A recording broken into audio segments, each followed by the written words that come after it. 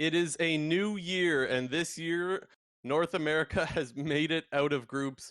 Sadly, only one representative with Cloud9, but I would definitely say that all of our representatives played well.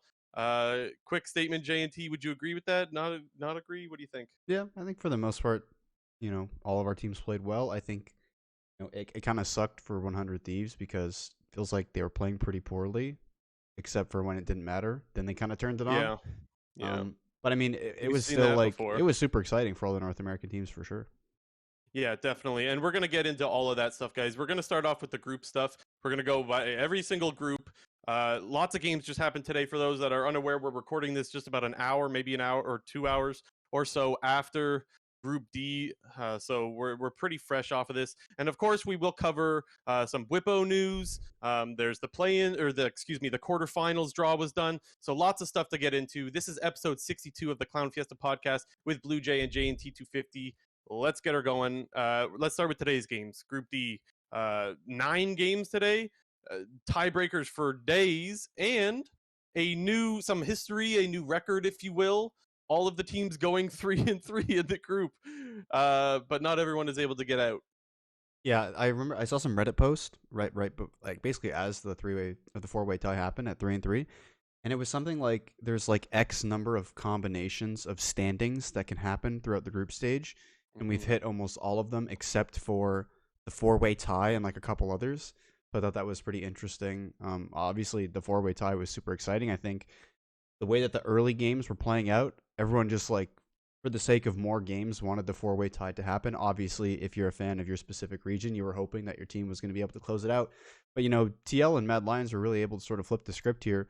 Both of those teams were 1-2 in the first 3 games, and Gen G and LNG, who were looking pretty good, in their first round robin as well, going 2-1. But I think we kind of saw a very hard drop off from LNG in this second round robin and in the tiebreaker match, and we really saw teams like Gen G pick it up during those tiebreaker matches. Yeah, definitely. And isn't it crazy how like this is exactly how the group was supposed to go? Normally, when things go to plan, that's not really all that exciting, but what the plan was for this group was any team could get out, any team could fall. And even from week 1, quote unquote, to week 2, it was just like literally there was no like 0-3 and you come back 3-0. It was none of that. The whole group was consistently like close the whole time. And God, man, I said this and I'll keep saying it. 3-3 is just a fucking curse, man. It's so sad to go 3-3 and never make it out. Ugh. But that's the way it goes, right? What can you say? Yeah. If you're an NA team not named Cloud9, you cannot make it out going 3-3. It is impossible. Yeah, true. So, well, the thing is, technically, Cloud9 was 2-4 and then made it out, right? Mm-hmm. But honestly, 2-4 in that group is probably good. But we'll get to that. Where do we start in this group? What team are we looking at first, man? Because we could go anywhere. Yeah, I think starting off with Gen G, it was kind of interesting to see like how Gen G was playing across this group, because it felt like they started very hot with wins over Team Liquid and over Mad Lions, playing Rascal, and then they end up subbing in Birdall for 3 games, the last game of the first round robin and the first 2 games of the second round robin, and it felt like they were just like a completely different team, where top lane was literally getting smashed almost every single game when Birdall was in, and the game just kind of ended up crumbling around him, and BDD was trying his damnedest to try to carry. But like when you basically, the enemy team is strong in 3 lanes and you're only strong in 2 lanes, it's kind of difficult to win like that.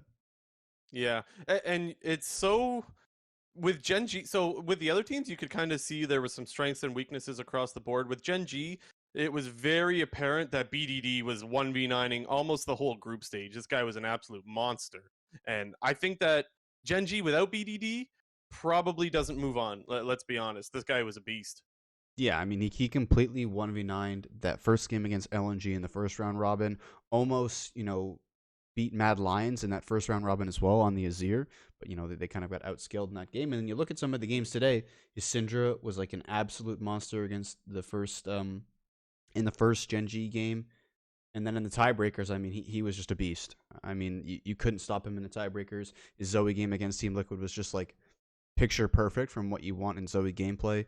Getting an early lead in the lane phase, transitioning that into just like perfect vision in the enemy jungle, and using that vision to just repeatedly poke out and eventually find kills on isolated members of the enemy team, because you're just so discombobulated with not having vision of where the enemy team is, having to face check random bushes and walls where Zoe's just sitting over the other side of the wall throwing bubbles at you. When you saw in that TL game, there was basically Oh, just a sequence where Jensen gets caught in mid lane, then Core JJ gets hit with a bubble over bot lane tower, and then Tactical gets hit with a bubble over like under the mid lane tower, and the game was pretty much blown open off of that one sequence of events. Team Liquid happened to was, Santorin too. yeah. Santorin got bubbled as well. He was the one that got bubbled first, not Core JJ. But Yeah. like the game was fairly close for the most part. You could sort of see Gen G was taking like incremental leads throughout the game, and TL was a little bit scared to walk up to regain that vision. But once those 3 picks happened, the game just instantly ended, pretty much almost 5-7 minutes later. Yeah, those bubbles were actually so sad, but so clutch. And some of you guys might not know this, but I have talked JNT's ears off about how good I think BDD is, and I've always said he's my guy. And although I'm really sad to see him absolutely shit on TL, it's kind of like, well, it's like my thoughts were justified. So it does feel good to see him be an absolute monster and carry his team over the line. With that said, so his Syndra and Zoe were amazing, but I don't think it was completely on him. I say that he was 1v9ing, which I don't think is totally just, because I thought Ruler actually had a really good tournament so far as well. A lot of nice side steps and still being able to output damage. That's nothing new out of Ruler, though. That's something you come to expect. And then I got to give credit to Clid in the last game. Okay, he's got a Yumi. He's playing Olaf, and he's got a Yumi, so, like, you're kind of buff when you do that, but still, like, he was still running over people in that game as well. And so it wasn't completely on the back of BDD, although I would say most of the heavy lifting was. Yeah, I mean, and those late game team fights in that second Mad Lions game, the last game of the day, you saw BDG just absolutely one-shotting any Mad Lions member should they be in the wrong spot. In the last team fight where Mad Lions was going for the Elder Drake and Gen G was sort of posturing to defend, you saw Humanite sort of go deep in the back line to flash over the wall, get a kill. He's then running down BDD, and Humanite has like 1.8k HP and just dies to a QEW, like instantly deleted off the map. Four fire drags though, right? Yeah, like, I he mean, had Infernal Soul. He had four Infernal Souls. Yeah, but I mean, you like, know what I'm trying to say. He was still a 1v9 machine, in that game. Absolutely, no doubt, no doubt. I want to talk a little bit. I want to transition to LNG a little bit, because we were talking about Bertle in the top lane and how it wasn't exactly the most seamless transition to swap over to him from Rascal. Yeah, so when he played the Aurelia, the big standout game was when Bertle played the Aurelia into the Fiora. That game was an absolute nightmare. Ale was all over him. I'm not trying to make a pun there. He was just all over him.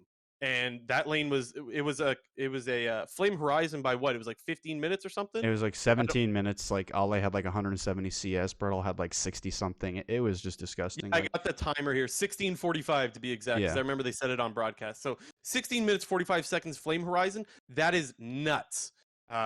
And you could talk about the matchup and how the matchup isn't great, but I guess there were a few top laners, one of them notably Finn, who was saying some of the things that he did wrong. He should have taken bone plating and things of that nature, should have gone Doran's shield, stuff like that. So apparently, even if the matchup isn't so good, there are things that he could have done different to make it easier on himself, and he didn't. So there's got to be a little bit of maybe not flame, but criticism thrown his way. And, well, I mean, Rascal ended up getting put right back in, so. Yeah, and I mean, like, honestly, like, it wasn't like a game where, top lane ganked or he got tower dove and lost a big wave. Like, no, like, Ale was literally controlling the lane from level 1. Ale was sacrificing his own, first initial CS on the wave to zone off Bertle from CS and XP. And you can kind of see, like, Ale was level 4 when Bertle was level 2, forcing recalls. His TP had already been burned. He burned his TP and then got tower dove, died, and the game was pretty much over from there. Like I said in that other game, like you cannot win a game when your lane is so far behind like that, especially against good teams. Yeah, I couldn't agree more. Now, another guy that people weren't too impressed with his performance today was Icon. A lot of people saying that he was just absolutely trolling, and he kind of was. He was kind of getting run over for most of the day, and he had a pretty good play-in. So it's a little disappointing to see, like, as the tournament went on, he got a little bit worse and a little bit worse, and then suddenly he just was absolutely useless. Specifically, the game against Mad Lions, he was getting absolutely dumped on. When you're playing Aurelia into Poppy, it's not going to go well. Not to mention, in that game specifically, they had Jax, Lee Sin, Aurelia, and Leona all of which are going to get countered by Poppy's W. But he was definitely the standout in that game, just getting absolutely run over. Yeah, I mean, and also even in the Lysandra game that he played, Jensen was absolutely smashing him. But kind of like you mentioned, like he had a really good playing tournament, and he seemed like this really flexible guy who's playing a lot of things. We saw him play Zed. What did he play? He played Zed, Lysandra, Gragas, and LeBlanc.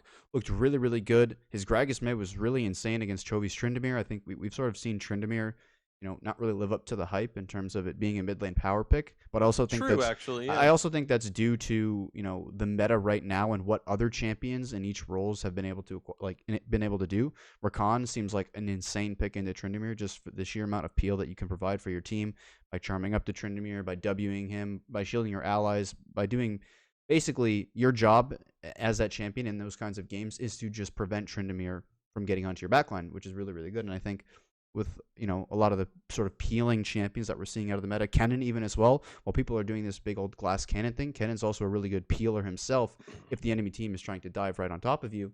But yeah, Icon, his playing stage versus his main stage was very, very different. Basically in 3 of their 7 games, he basically just got absolutely stomped, and teams won the game through him. And I feel like a broken record here at this point. Like when one of your lanes is getting shit on this hard, it's very difficult to win. Yeah, definitely. And I mean, I still want to talk a little bit more about Ale.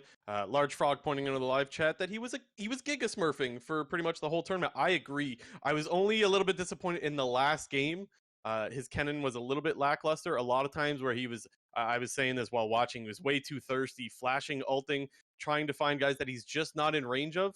And the flash R from Kennen is so valuable that you need to make sure if you're going to use it, that you're going to get some kills and get something out of it. And too many times was using it, sometimes getting 1 kill, which is okay, but sometimes getting none, which is really bad. You lose so much pressure, and you can't really team fight anymore without it. So I thought his tiebreaker game was the only game, the game against Mad Lion specifically, was the only game that I thought Ale struggled this tournament. For most of the day, he looked really, really good, though, and most of the tournament, honestly. Really, really solid performance. I will say, though, that he was hyped up as being the new Bin of 2021. So Bin, the top laner of Suning in last year's Worlds, he was hyped up, or Ale, excuse me, was hyped up as being Bin 2.0 this year. I would take Bin last year over Ale this year, despite the fact that I still thought Ale had a great tournament. Yeah, I mean, it's close, but I think Ale, his strengths clearly reside in the straight up split push carry champions. And when he was forced to play more team fight oriented and more not for himself necessarily, but for the team, I'm mainly, talking about his one Kennen game and his Gwen game before that. Gwen kind of fairly similar to a lot of these other Jax, Fiora, Irelia type champions that he's been playing both in the LPL and at Worlds, but it does feel like, that the very split push heavy champions is his style. And, when he did kind of have to reach outside of that, he wasn't as insane. Not to say that he was bad at them, but kind of like you mentioned, like he did have, he had a big advantage in the top lane in that Kennen. Like he was getting focused quite a lot. He was getting a lot of return kills, turning around 1v2s, turning around 1v1s, 1v3s. And, towards the end of the game, he got a little bit too excited, was flashing him when he shouldn't be, was ulting when he shouldn't be on, maybe only a single member as opposed to saving it for kind of like the greater good of the team fight. But overall, I think he still looked really good. It was just, I guess the other player to really talk about off of LNG is I don't think Tarzan kind of lived up to the hype either. I think a lot of people saw him coming into the Worlds as maybe the best jungler, maybe top 2, top 3, kind of along with Canyon and maybe Tian or JJ from EDG. But he just didn't seem to have the impact that everybody thought he was going to have. And not to say that I think he played bad, because I don't think he played bad, but it was just more like, kind of how I felt about Knight last year, where he was supposed to be this god coming in who was going to run over everybody in his role, and it didn't really happen. But not to say that he played bad, it didn't pan out like everyone thought it did. I agree. I 100%. He didn't have a bad tournament. But when you have that kind of hype, it's like you expect a little bit more out of him. And so I think you're spot on when it comes to Tarzan specifically. I want to talk about Mad Lions because I want to get back to the Kennen stuff, because I was a little bit critical of Armut today because, well, in the early game, he kept wasting his ultimate on moments where you don't really have any kill potential with it. And like I mentioned earlier, when you don't use the Kennen ulti and flash, or when you use the Kennen ulti or flash, you lose a lot of pressure. That's even more true early on because you are such a free dive if you don't have Kennen ulti. And he got punished for that 3 times. What game was that? That That was was the TL against one, right? Mm-hmm. Yeah, yes, it was against Alfari because Alfari was playing the J4. Mm-hmm. That was where I was like a little bit disappointed with Armut, even though I still think Armut had a good tournament. He's my boy. I love Armut. I think his Kennen could have been a little bit earlier, but even as the game went on, that same game, he started to get some really good Kennen ultis as the game went on. So it wasn't all doom and gloom, but yeah, pretty good tournament from Armut overall. But I just a little bit of criticism for his Kennen. Yeah, I think Mad Lions, similar to Team Liquid, obviously had a much better week 2 round robin than week 1. The main player for me on Mad Lions, I guess players, I thought were playing really, really well today were Carzzy and Kaiser. I think, we saw them come out pretty slow in the first half of the round robin, and I think we also saw that at MSI, where people were wondering, oh, these guys are back on the international stage. They kind of flopped really hard at Worlds 2020. MSI 2021 came around. They weren't necessarily the best, but then by the end of MSI, they were going up against, RNG's bot lane in the group stage, beat RNG. They went up against Damwon's bot lane, took Damwon to a best of 5, or took Damwon to 5 games in a best of 5, kind of off the back of Carzzy and Kaiser in that BO5. And, we really saw it today. Carzzy and Kaiser were playing really, really well. Similar in that Team Liquid game, like the Misfortune and Rakan were really stand out to me. I'm really liking Rakan in this tournament. I think right now Rakan's the best support. I think it pairs really, really well with your Misfortune, your Ezreal. Sometimes it can go well with the Philios if, your typical enchanters are banned. It's kind of like, it's not really an enchanter per se, but it does provide that peel that these, Lulus and Namis can provide. Not necessarily the healing and the aggressiveness early in lane, but it's insane at team fighting.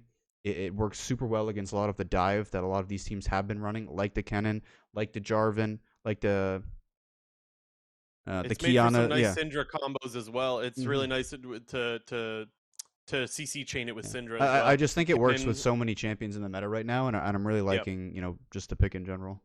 And it's always a great engage tool, right? That's what it's always been, and it's being that. It's being really, it's really valuable pick. So I couldn't agree more. And the other thing too, since you're mentioning Carzzy, I want to remind people that he was kind of the reason they lost that game to LNG last week. Not completely, but like he was the one that got picked that led to a lot of objectives for the side of LNG. I remember Tarzan picking him off, and so when when a mistake you make leads to a loss, it's really nice to be able to have a chance to bounce back, and I think that's what he did today. So I think you're right. I think Carzzy looked really good, and I think just the bot lane in general looked really good.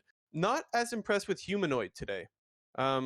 Not really making much happen, honestly. I was a little bit disappointed. I've expected a little bit more because as the LEC season went on, he became one of the better mid laners as the season went on. Yeah, I for me, honestly, I don't think he's played very well this tournament. To be honest, his Victor game kind of got saved by the fact that Mad Lions were able to drag it out for so long, and he was really able to scale, because that's what you really want right now is, you want to be able to reach late game as your mid laners, but Victor is like a super scaling pick as opposed to a lot of these other mid laners like Ryze, like Syndra, champions who I think turn on much faster. LeBlanc, Silas. I just think there's a lot more champions that you should be prioritizing first as opposed to Victor. Didn't really like, picking Victor on 4. Like if you're going to pick Victor, at least pick it until 5 when you've kind of seen the rest of the team comp, because I think the comp that Gen G ran into Mad Lions was just super, super Gen G favored. But, the game kind of ended up getting stalled out. Mad Lions was able to come back a little bit, but I also think that was kind of due to Gen G's hesitancy. They play slow. Yeah, they've always played slow. That's what you get with Gen G. Yeah, and so Armut criticism, right? Because that does give teams a chance to get back in the game, but it's not always bad to play safe. But sometimes you do give up a little bit of some opportunities to give the other team to scale. But anyway, Armut was having a bit of fun in that last tiebreaker game. Refresh my memory. He was inting on Irelia. He was inting on Irelia, basically. Taking fights, going way too early, forcing bad fights. I think honestly, I think Mad Lions probably win that game if Armut just doesn't go in a bunch of these different times. He made some really bad mid lane engages where he's queuing into 2 to 3 enemies. There was that fight at Dragon where his whole team is getting zoned by BDD Syndra, and he's like alt queuing in. I think Every time you go in as Aurelia, or in that game specifically, he kept getting exhausted too, which makes it look a yeah. little bit worse. But that's just a counter to Aurelia. Exhaust is always going to happen. I do want to, because I guess I wasn't really specific enough when I was talking about Humanoid and why I was a little bit disappointed. The first thing that comes to mind is the game against TL, where he's like, he kept getting caught hitting turrets against a TF. Like, hey, dude, you're laning against a TF. Like, he's going to ulti and catch you. And that happened multiple times. Twice specifically, what comes to mind. Maybe it happened more than that, but I do remember 2 instances where like he has no business hitting a turret, and then he just gets TF ultied and dies both times. Like that to me was very solo Q-esque, and I'm like, these games matter way too much to be asleep and not be respecting TF ulti. Who is your lane opponent? Like you should know that your lane opponent, what champion your lane opponent is playing, and it seemed like you didn't know. So that was a little bit strange and honestly costly when they're playing TL. Yeah, and I guess Team Liquid's the last team to talk about in this group. Like we said at the start, the NA 3-3 curse continues. TL's gone It's 3-3 now. TL's gone 3-3 at Worlds now for I think 3 years or 4 years in a row. In 2018, they were 3-3. KT and EDG got out of that group. 2019 they had IG and Damwon. They went 3-3, didn't get out of that group. 2020 they had G2 Suning. They went 3-3, didn't get out of this group. And then unfortunately they go 3-3, lose the tiebreaker match. Unfortunately, don't get out of the group.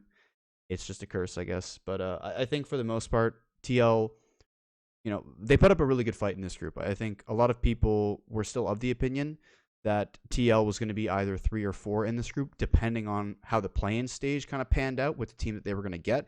And I think when everyone saw that LNG was playing very, very well in the play-in stage, people kind of recognized like it's probably going to be either TL or Gen G coming off, off of pre-tournament expectations. People were thinking that was either going to be TL or Gen G fighting for 3-4 and potentially punching up for that second seed. But I think they played better than expectations, which is what you can ask for North American teams. I think the standout player for Team Liquid has got to be Jensen. I think he had a really really great day too. I don't think any other TL player really stood out and was making a lot happen other than Jensen in these last couple of games. His Syndra against LNG was absolutely disgusting. Even in that loss against Mad Lions, his TF I think was doing a lot of work in the split push in the side lanes when things kind of were falling apart and they were kind of losing their lead. Jensen was kind of the one keeping them in it.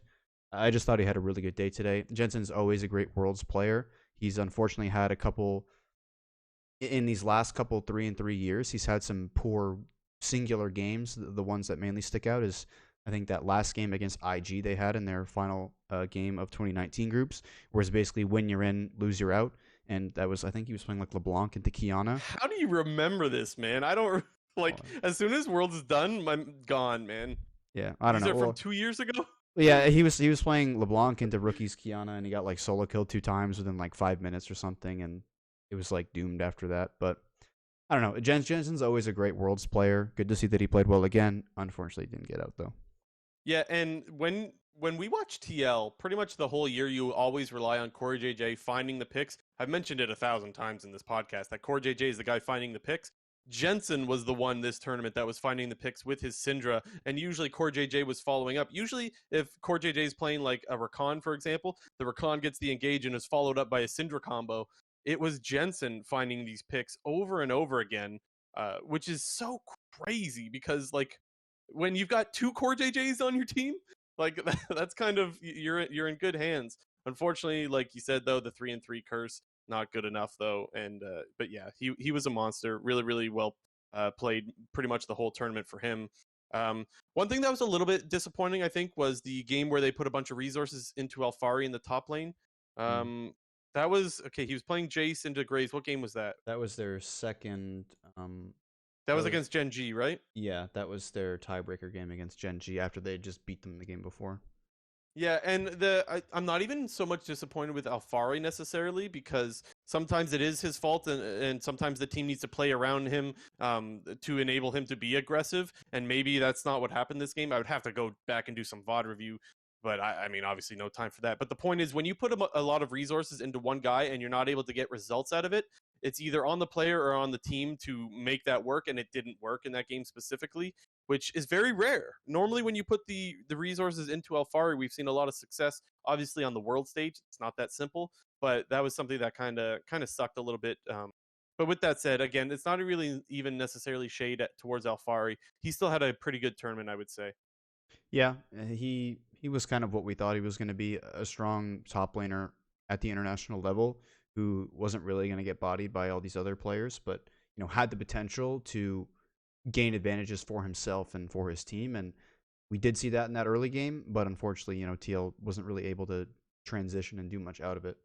But I Yeah. think that's also kind of the fact that Graves top is sort of popping up and becoming like a really strong power pick. It just feels like this champion, like it's very hard to kill within lane. Feels like you have to dive this champion early on in order to kill it and set it behind, because once it hits just shield bow or like shield bow plus bloodthirster, it's almost impossible to push the champion out of lane because of just how much healing you get from the champ. And some credit could be given to Gen G for maybe not allowing TL to snowball through that lead. Again, have to go back and do a bunch of VOD review to check that stuff out. But regardless, I think you could definitely say that every single team in this group played well. But again, not everyone can move on. So 3-3 is, it's a curse, man. It's not real. It's fake. Fugazi. Next. Well, for Cloud9, that curse does not exist. Yeah, let's get into Group A. This was the Group of Death, man. We made it out. Yeah, Group of Death Part 2, where you get two pre-tournament favorites, world champions from the previous year, and G9, they make the miracle run happen in round 2, and they make it out. I don't think, after the four-way tie today, it felt like this was going to be like the group to talk about because of how everything played out with the three-way tie. And that was obviously really, really exciting as we were watching it all unfold. Cloud9 looked really, really good in both of their first games against Rogue and FPX. I think, the main player who stood up for me in those first two games was Blabber. It felt like he was having a much better, time on the second go-around, because we saw him really, really struggle against both Rogue and Damwon in their first round robin, basically getting set behind early and then not being able to recover. And, we kind of saw the opposite in both of these games where Blabber was getting ahead early. Rogue kind of flipped the game level 1 by doing a late invade with Braum. And, I mean, that's not a bad decision. Cloud9 just ended up getting the smite. It gave Blabber level 2, also gave him the red buff to get a kill and then chase down Hansama again. And, the way that Rogue drafted, they drafted early game to get ahead with the Draven Braum bot lane. And I think they were playing Lee Sin jungle as well, or maybe it was Kiana jungle. But, an early game aggressive jungler that's supposed to get kills. And, Cloud9 just basically started off the game with a 1,000 gold lead. Yeah, so I don't want to pretend like Cloud9 had the perfect day, because there were some moments where they didn't look so great. But overall, like, what a turnaround, right? Like, what a turnaround from week 1, where they looked like absolute trash. And I have to eat my words here, because last week, if you go back and watch the VOD somewhere, or last week, it was like 4 or 5 days ago at this point, but whenever it was, our last episode, I said, like, I was totally convinced Cloud9 was just done. It was specifically when we were talking about the perks split push, where they ended up doing like a base race, and we played the Azael clip of him kind of flaming perks. I remember saying, like, that's when I knew Cloud9 was done. And I mean, sure, I did mention you never know and blah blah blah, because it's true, you never know, but still, I considered them just fish out of water, dead. And they came back and had a very good day, and of course, the tiebreaker went in their favor, where they got like a bye, and then they played great overall.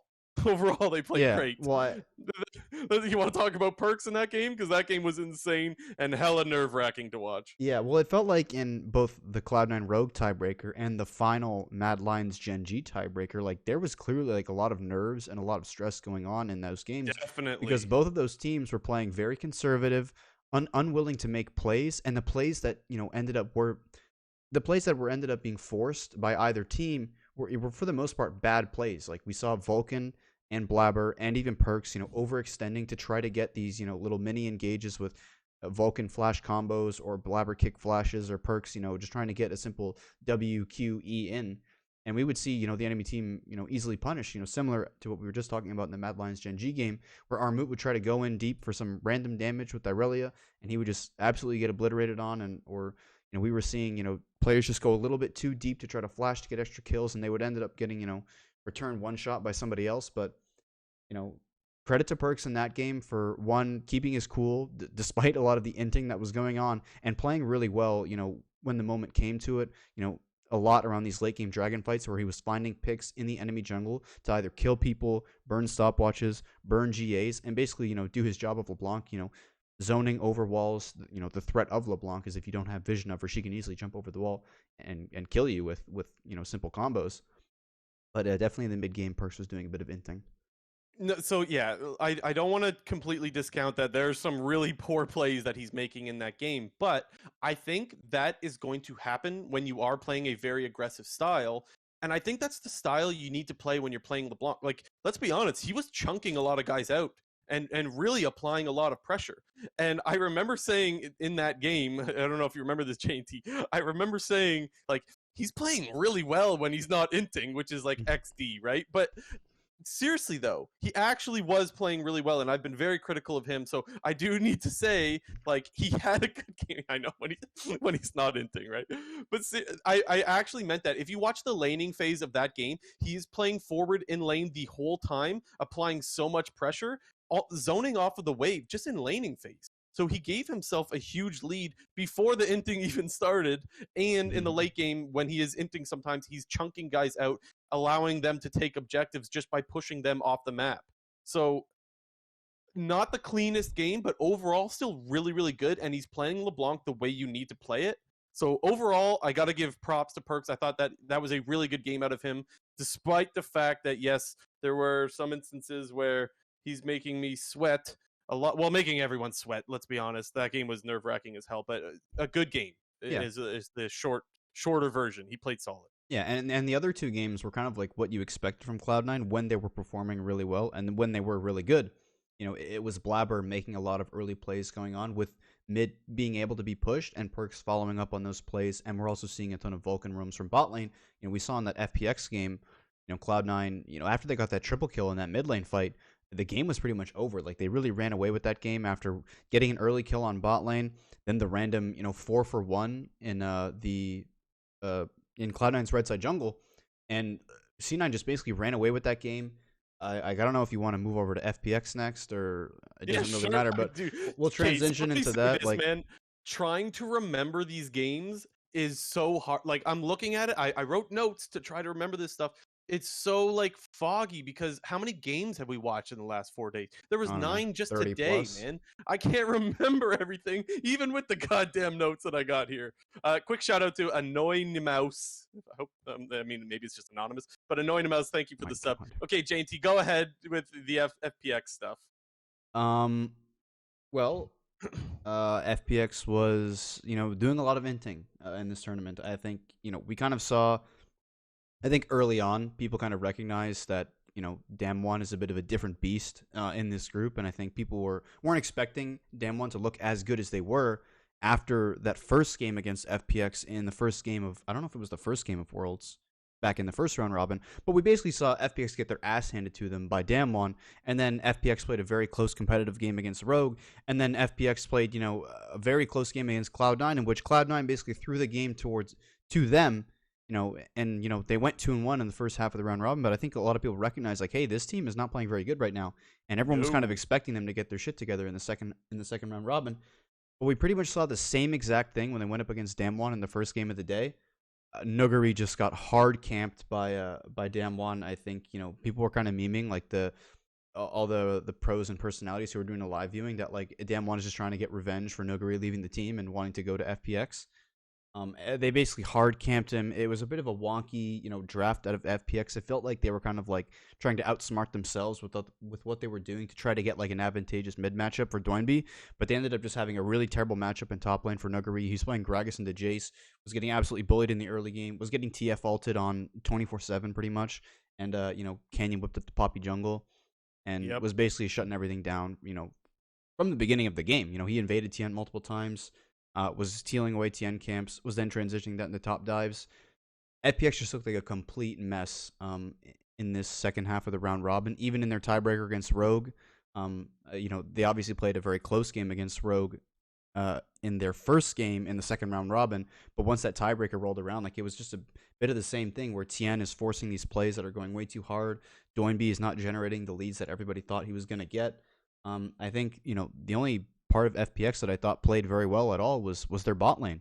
I think their bot lane was solid, and FPX bot lane isn't anything special, but they weren't playing bad by any means. Like they were doing their job. The rest of the team was just failing their job. Yeah, and the bot lane's not supposed to be their strength. It's not supposed to be a weakness, just to be clear. But it's not supposed to be the strength of FPX. Usually, a lot of times they play through the top lane, and you see Nuggery kind of pop off. But we didn't see that. And to your point, specifically in the Damwon game, Showmaker was just out being Doinby, if that makes sense. Like Doinby, we talk about all the time. He's the guy that's going to shove and roam and help with his side lanes. But when you have Showmaker on the TF, obviously you could do that very well with TF, and he did that. And then, like you mentioned, Canyon on the Poppy. They're playing Gragas and Irelia and Lee Sin into it. It's just so cancer. We've seen a lot of good things out of Poppy this tournament, man. It's looking really good. And Canyon, he's a monster as well. So, yeah, what can you say? FPX just got stomped. And the other thing, too, is like you and I were both so confident. Like, well, maybe I'm not representing you. I was definitely confident that FPX would bounce back and would make it out of this group. And no, man. They just look bad the whole time. I think people were thinking that, going into the second round robin, that Cloud9, people were hoping C9 was going to get one win. Like, that's what people were hoping for. They didn't want the 0-6. They were like, okay, we can go up against Rogue. We can take this next game, and, like, maybe we'll look good against FPX or Damwon. Like, no, like, it was really FPX who was like, FPX looked like what C9 thought we were going to look like.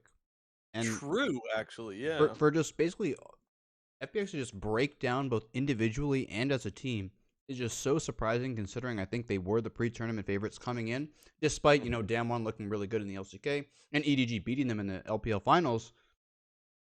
Nobody could have predicted this. I know the meme is like the auto Pickems. If you didn't do your Pickems, you basically got auto picked into the perfect Group A. Which, if you actually did your Pickems, there's a very low likelihood that you actually predicted FPX to come in last and C9 to make it out the group. So, Group A was definitely the weirdest group for me. But, good for NA. We made it out, so I'll take it. Yeah, a lot of people were saying, like, if you actually did your Pickems and this is what you came up with, like, I want what you're smoking, is what you kept seeing on Twitter, right? Because in what world is this, like... No, man, there's no way you can predict FPX comes last. I mean, maybe someone did. If you did, hats off to you. I don't know how you came up with that, but sure. Yeah, and the other team that didn't make it out this group was Rogue. I think the thing with Rogue for me, which was really weird, is it felt like Rogue wasn't willing to take the risks that Cloud9 was willing to take. I don't think Rogue was playing any worse than Cloud9 was for the majority of this group stage. We did see some very low and high moments for Rogue in both of the FPX games that Rogue played against FPX in the second round robin, and in that first game against Cloud9 very early on in the tournament. People were thinking like, well, maybe if Rogue can, beat FPX again in the second round robin, they could maybe tie break for second place going 3-3, hoping that FPX doesn't beat Damwon again. But, we really saw in that tiebreaker game, like, it was a very close game, back and forth with, teams making mistakes, but it felt like Rogue wasn't willing to pull the trigger when it came to these sort of, 60-40 plays that, a lot of these teams kind of thrive on. And, teams, more recently have, been doing a lot more at the World Championship in order to, gain some sort of control in the game, because when you're playing this strictly slow-paced style, you're normally going to get outplayed by a lot of these Korean and LPL teams. But it just felt like, when the time came, Rogue wasn't willing to risk it. And that was ultimately, I think, why they lost against Cloud9. They weren't able to pull the trigger, in up numbers in Barons. They weren't willing to fight for Dragons. And when they were often too slow. And, Cloud9 was already set up for it.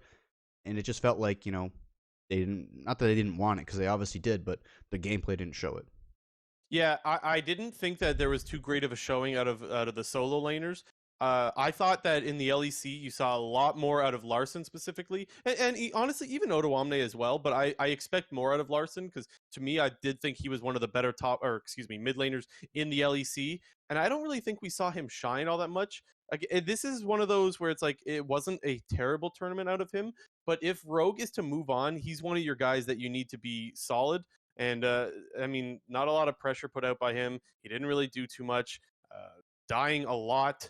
I just wasn't really impressed with him whatsoever. And where I did think they looked really good is I thought Hansama had a great tournament. I think that Hansama played well enough to move on, but unfortunately the team didn't. And I think that Hansama is the best AD carry in the LEC. I've thought that for a while now, and I think this tournament just kind of confirmed it for me. I think that guy's a monster. His MF was, I mean, everyone's MF is awesome right now, to be fair. Like, that champion's kind of nuts. But he's a guy you can always rely on to get damage out in a team fight, and that's what you get out of an AD carry. That's what you want, is to be able to stay in the fight, output damage, and not get picked off.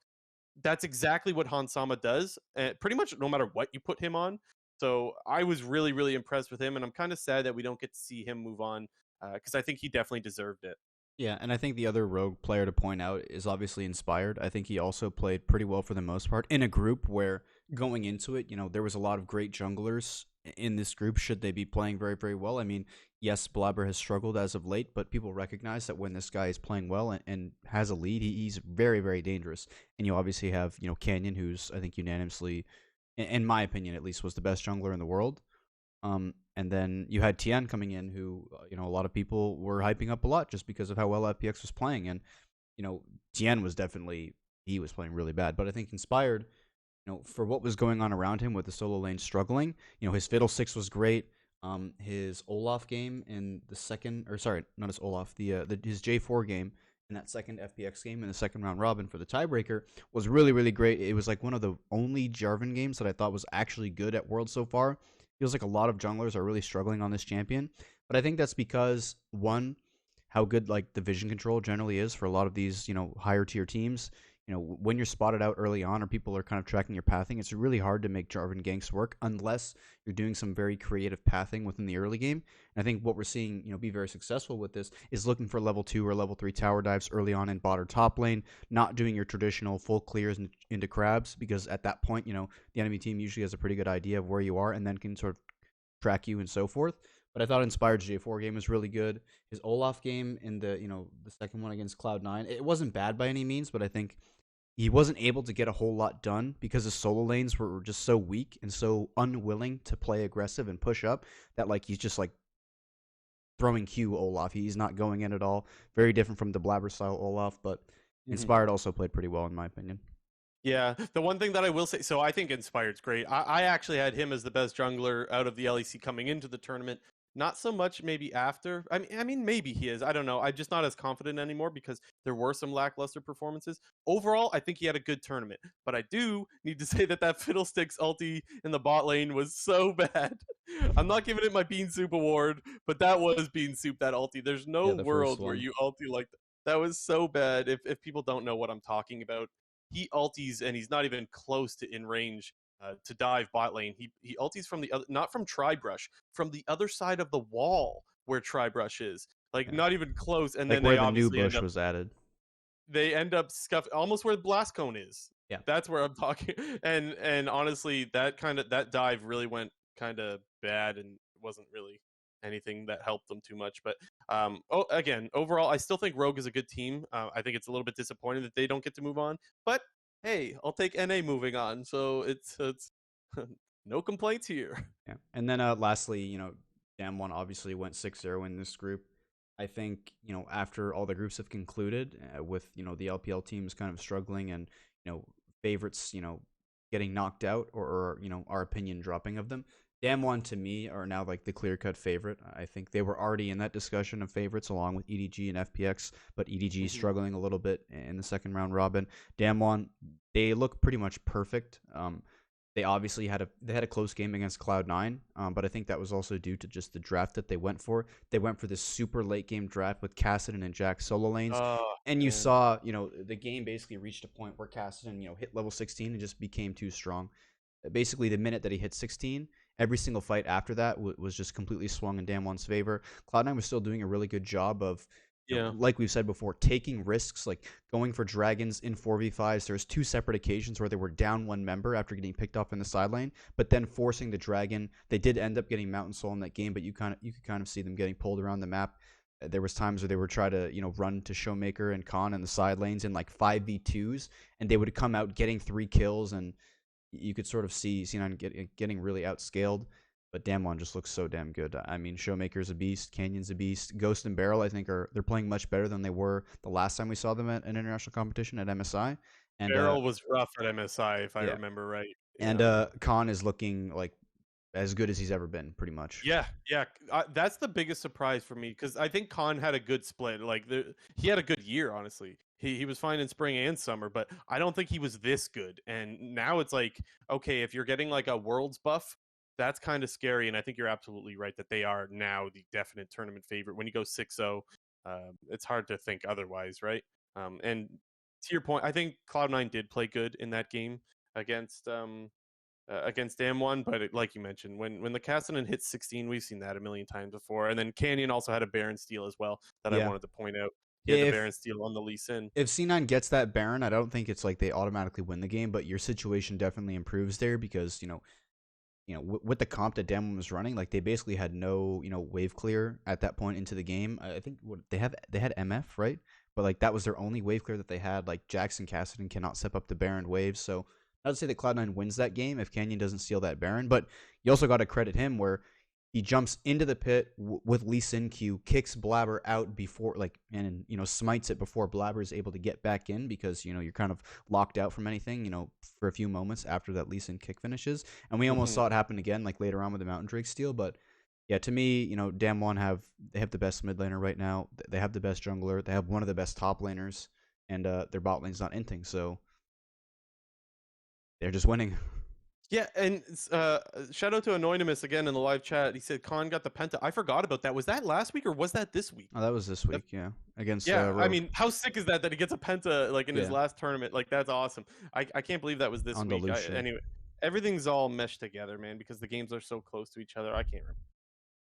Anyways, that group was really, really fun. It feels so good that NA gets out of groups this year because it's been 2 years since we've done that, or that 2 years that we didn't do that. And of course, it's Cloud9 because they always get out of groups when they're not supposed to. But anyway, I don't got anything more. Oh wait, we forgot to mention Vulcan and his Alistair actually.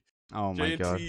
JT, I know you've got some thoughts. I'll let you take that one. I just thought like his Alistar in that last tiebreaker game, like similar to what I was saying before, like you could see a lot of mistakes were being made. There was a ton of nerves in that game. Like if you just go back and watch Vulcan that entire game, it's just hilarious how many combos he messes up.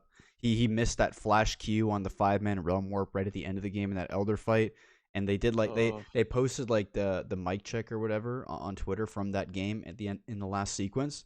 And like Vulcan was like visibly like cringing and like it was hilarious. There was like another knockup where he flashed into 4 people, basically missed everybody, and then knocks an Olaf into his own teammate on 2 separate occasions in that game. He knocked Olaf into Sven, killing him because your AD carry just has an Olaf on top of him all of a sudden. But they win the team fight though, yeah, right? That's the hilarious. Funny thing. The Realm Warp goes right in. He's got a free pulve on the whole team. He pulves too early and whiffs, and then bonks the Olaf right on top of his AD carry. They win the team fight still. That was way too funny. That whole game was like, well, it was a clown fiesta. So there you go. How fitting. All right, let's go to Group B. Yeah, Group B was probably the most boring group out of all of them. It was mainly because the group was just decided super early on. The second game of the day was T1 versus 100 Thieves. Basically, 100 Thieves were playing to keep themselves alive in the tournament because should you lose that game, you then lose the head-to-head against T1, and should you even be tied 3-3, T1 moves along because they have the 2-0 head-to-head. A lot of people were flaming 100 Thieves for this game, and I kind of think rightfully so, just mainly because, similar to Rogue, they didn't have that willingness to just risk it and go in. They had this very early game draft, not early game draft, sorry. They had this very team fight oriented draft with the Malphite, with the Orianna, and with the... So hold up a sec. I just want to clarify. We're talking about 100 Thieves versus T1, that game? Yeah. Okay, sorry. Go ahead. Yeah, well, they had this very, team fight engage oriented draft with the Malphite, with the Orianna, with the Leona, and we saw, apart from like the first 10 minutes of the game, 100 Thieves were just unwilling to pull the trigger, and they just basically slowly bled out. Like the kill score was only 8-3, and I feel like when you're playing with your tournament life on the line, to end out a game like that where you're not even like willing to fight, just feels pretty shitty, you know? So I think that there was more to that game than it looked. I think the reason why they couldn't do anything, and this was a game, this was a faker diff in my opinion, which I know that's like the easy cop out is, oh, faker so good. Like, no, it was a faker diff. He's on the Zoe in that game, and every time 100 Thieves tries to contest for vision, they're getting a Zoe Q or a Zoe bubble in the face, and faker was poking them out over and over and over again. And when that's happening, it's so hard to engage. So for me, I'm not so much in the agreement. I don't necessarily agree that 100 Thieves wasn't doing anything. I think you're trying to, but you just can't. Because I think there was also Jace in that game, if I remember right. They were just like when you're getting poked at over and over and over again. If it's the game that I'm thinking of, they couldn't get in and they couldn't contest anything for that reason. Faker was landing everything. And I mean, you can engage when you're chunked to 25% HP, but you're just going to die and give up more objectives. So I actually didn't have a problem with the way 100 Thieves played necessarily. I just think that 100 or that T1 played better, and I thought they just got poked out. Yeah, I mean, it's definitely a difficult situation, like when you are up against champions like Zoe and Jace who can poke you from, 1,000 range away. But like, at what point, like, you just have to say, like, we got to go in. I think, we were previously talking about the Gen G versus Team Liquid game where BDD was like smurfing on the Zoe, but TL didn't really have those engaged tools to be able to force a fight, whereas 100 Thieves did with those champions I just mentioned, Malphite, Orianna, Leona. And like, Yeah. if you have the tools, like, obviously it's a difficult situation. I get that, but like, when you got the tools, you got to use them at some point, and it just feels really bad from, I think, a viewer perspective and probably from their own perspective to just like end this Definitely. game how it did. Yeah, no, it does feel bad to watch because it's so helpless. They can't make anything happen, and you just slowly bleed out. And to your point, you need to make something happen, but again, it's just so hard to find something to do. So there's two sides to the argument there. The other thing too that I would say with the BDD one that we saw against TL is that we had Alfari on the Jace, and you could kind of poke back. Like if a Zoe is running up towards you, you can kind of poke back, so it's a little bit easier to get in. Not even just poking the Zoe out, you can poke anyone out with the Jace. So again, it's a little bit easier to fight for position when you have poke on your side, which I guess 100 Thieves didn't have that. But to your point, when you have the Malphite, you can flash R to engage and punish if they're in your face, and that's probably what they needed to try to do, but they couldn't find a way to do. Overall, though, I think 100 Thieves still had a good tournament. I mean, you go 3-3, right? Again, it's a curse. What can I say? I hate 3-3. It doesn't work ever. Yeah. Yeah, there wasn't too much to this group after that. The only other game to really talk about is the T1 EDG game, because for the most part that was the game that was going to decide whether or not T1 was going to play a tiebreaker with EDG should both of those teams then win out the rest of their games.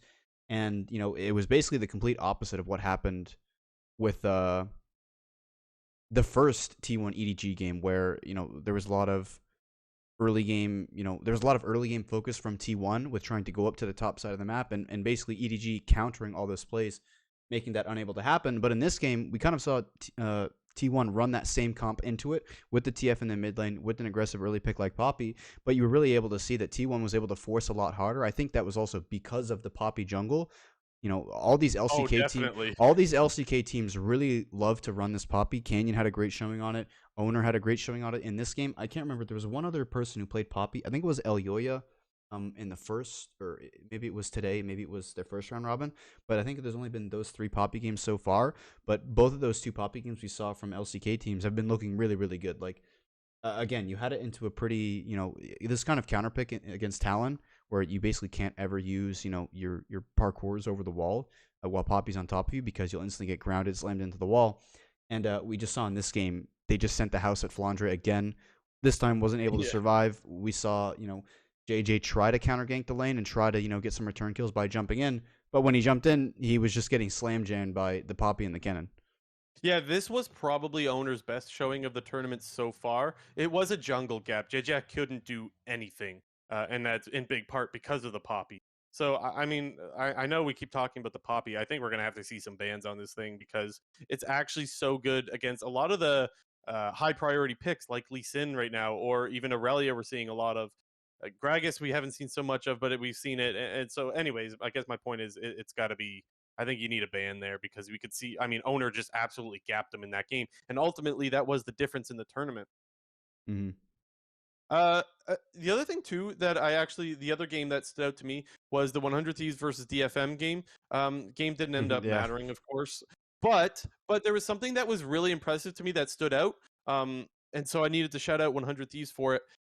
You could tell that DFM didn't want to fight anymore and that they were going to try to TP behind, or rather use TF ulti to ulti behind, take inhib, and try to backdoor. And what they did was they used TF ulti. He ports in, he puts a ward down, and Tryndamere TPs to that ward. Now, the reason why I wanted to give props to 100 Thieves for it is because they knew exactly what DFM was going to try to do. As soon as the TF ulti goes off, you saw 100 Thieves just book it right back to their base. They knew exactly what was happening.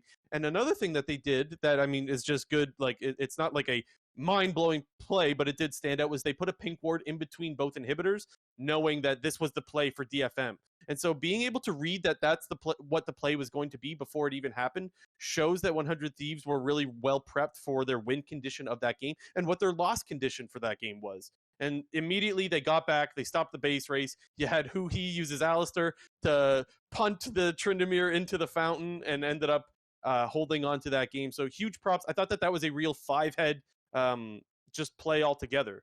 They knew what was going to happen. They were ready for it, and they executed on it. And yes, it's against DFM, who went 0-6, but that still shows that they're in the game, even when the games don't matter.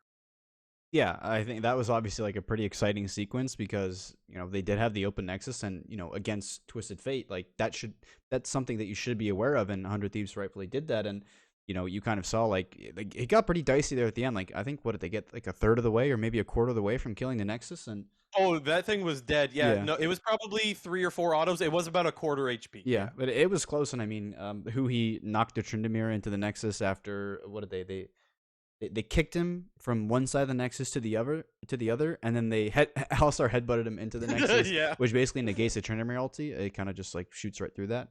And that's why I got so excited about that play specifically, and why like they were ready for it, because another second and this game's over, right? So like the fact that they were ready is why they won that game, because it's a 1 second diff.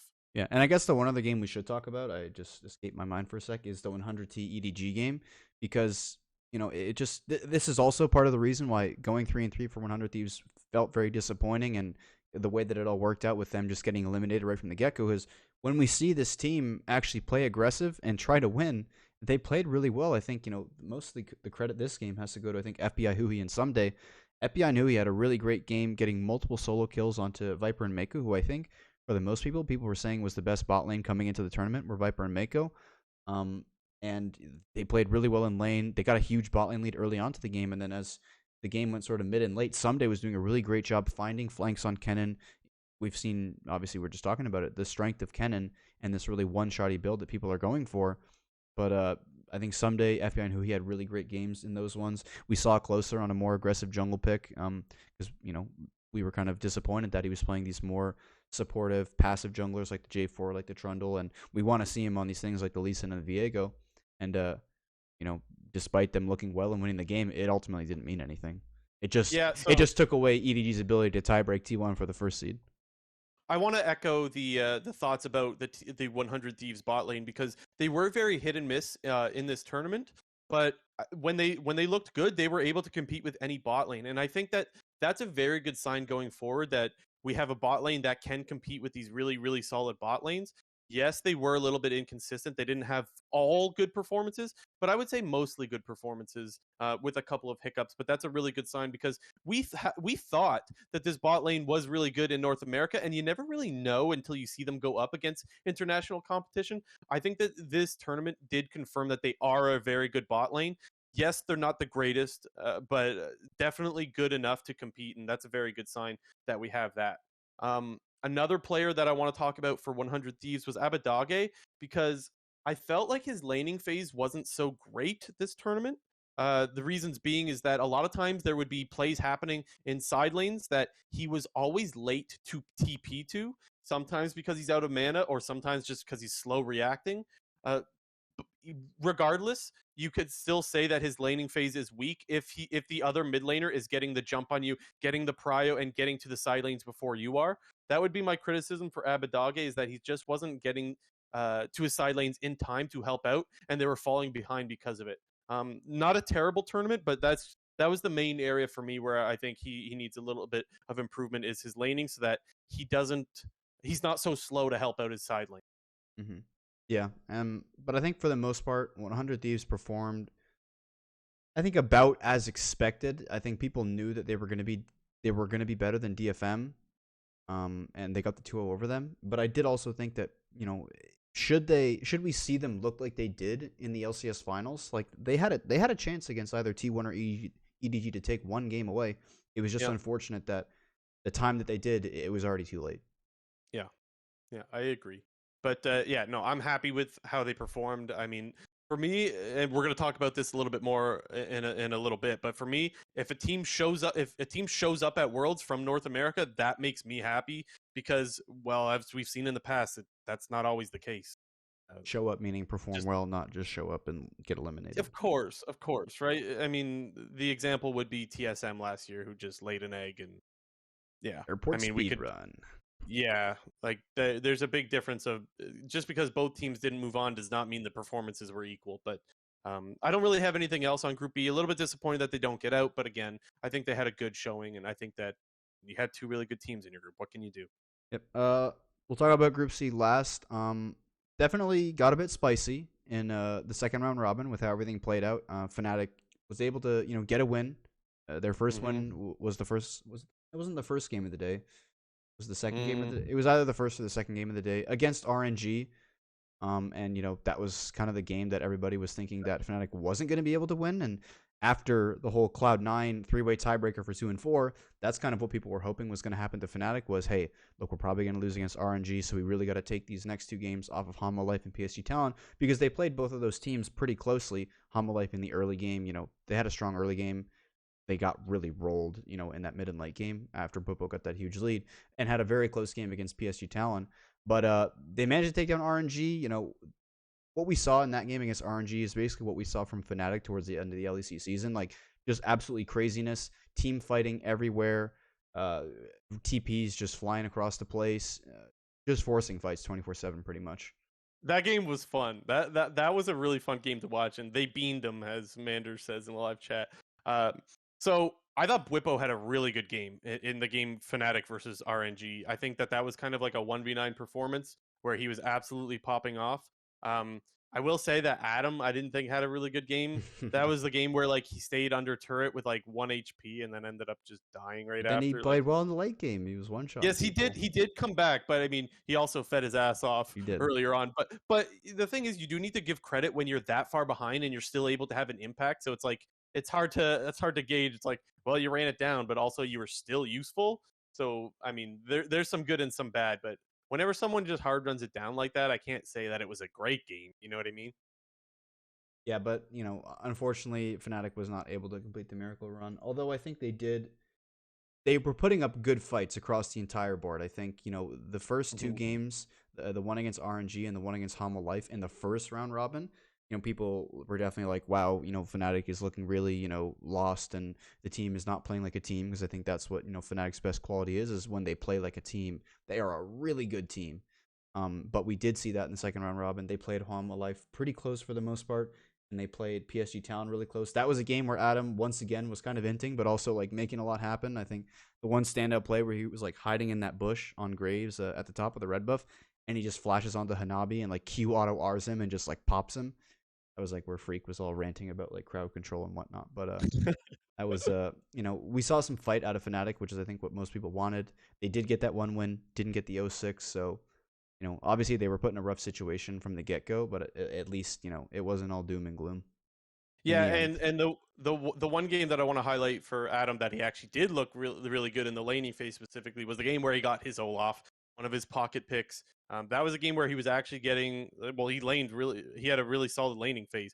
I don't remember who he was laning against. Do you have that? Do you remember? It was against Hanwha Life. I just remember that he had a solid performance, and I was like, hey, he's not running it down in the laning phase, which we've kind of seen a lot. He's had the what's the word? He's been known for roaming a lot during his laning phase, and so he falls behind a lot because of it. That's kind of his thing, is he's like the Doinb of top lane. He shoves his lane, he plays pretty aggro, and then roams and tries to like dive mid or something like that. So obviously you do see him fall behind a lot of times when you're roaming that often. But that game, not really. So I mean, shout out to him for that. Um, what else? What else? Oh, Niski didn't exactly have the greatest the tournament either, No, honestly. he was not his old self there. And thing is, Niski had a really good summer split too. Like I was happy for Niski. I thought that this would be a good time for him to really shine and really prove that, because there was a lot of criticism thrown his way and thrown the way of Fnatic when they got Niski to replace Nemesis. And I was like, this would be the perfect way to stamp it, to show like, yes, this guy's a good mid laner and that you deserve to be on this team, and not exactly the greatest, sadly. Yeah. The last player on Fnatic I think to really talk about is Bean, the substitute bot laner. I think, coming into the tournament, like I guess the day before where the announcement was made that Bean was going to play, everybody was just super worried that he was just going to get hard exposed by these great bot lanes of like Deft Mm, and Gala and Ming, and even the PSG Talon bot lane is like that their best bot lane in that region as well. And I think for the most part, like Bean held his own. Like he wasn't playing definitely. super aggressive in lane. He wasn't necessarily getting a lot of leads, but he was surviving, staying relatively even in CS, and had some pretty good performances even in losses. I think I go back to the first round robin, the game he was on Ash, where he was able to 2v2 kill. Was it RNG spot him? I think it was RNG spot lane, in like a 3v2, and he had a couple good games. This go around against RNG and also against Homo Life, he looked pretty good. And for the most part, people have been talking about this guy that he should be. He's an LEC level ADC, and he just won EU Masters or whatever. So I think it's probably likely that we might see him in the LEC next split.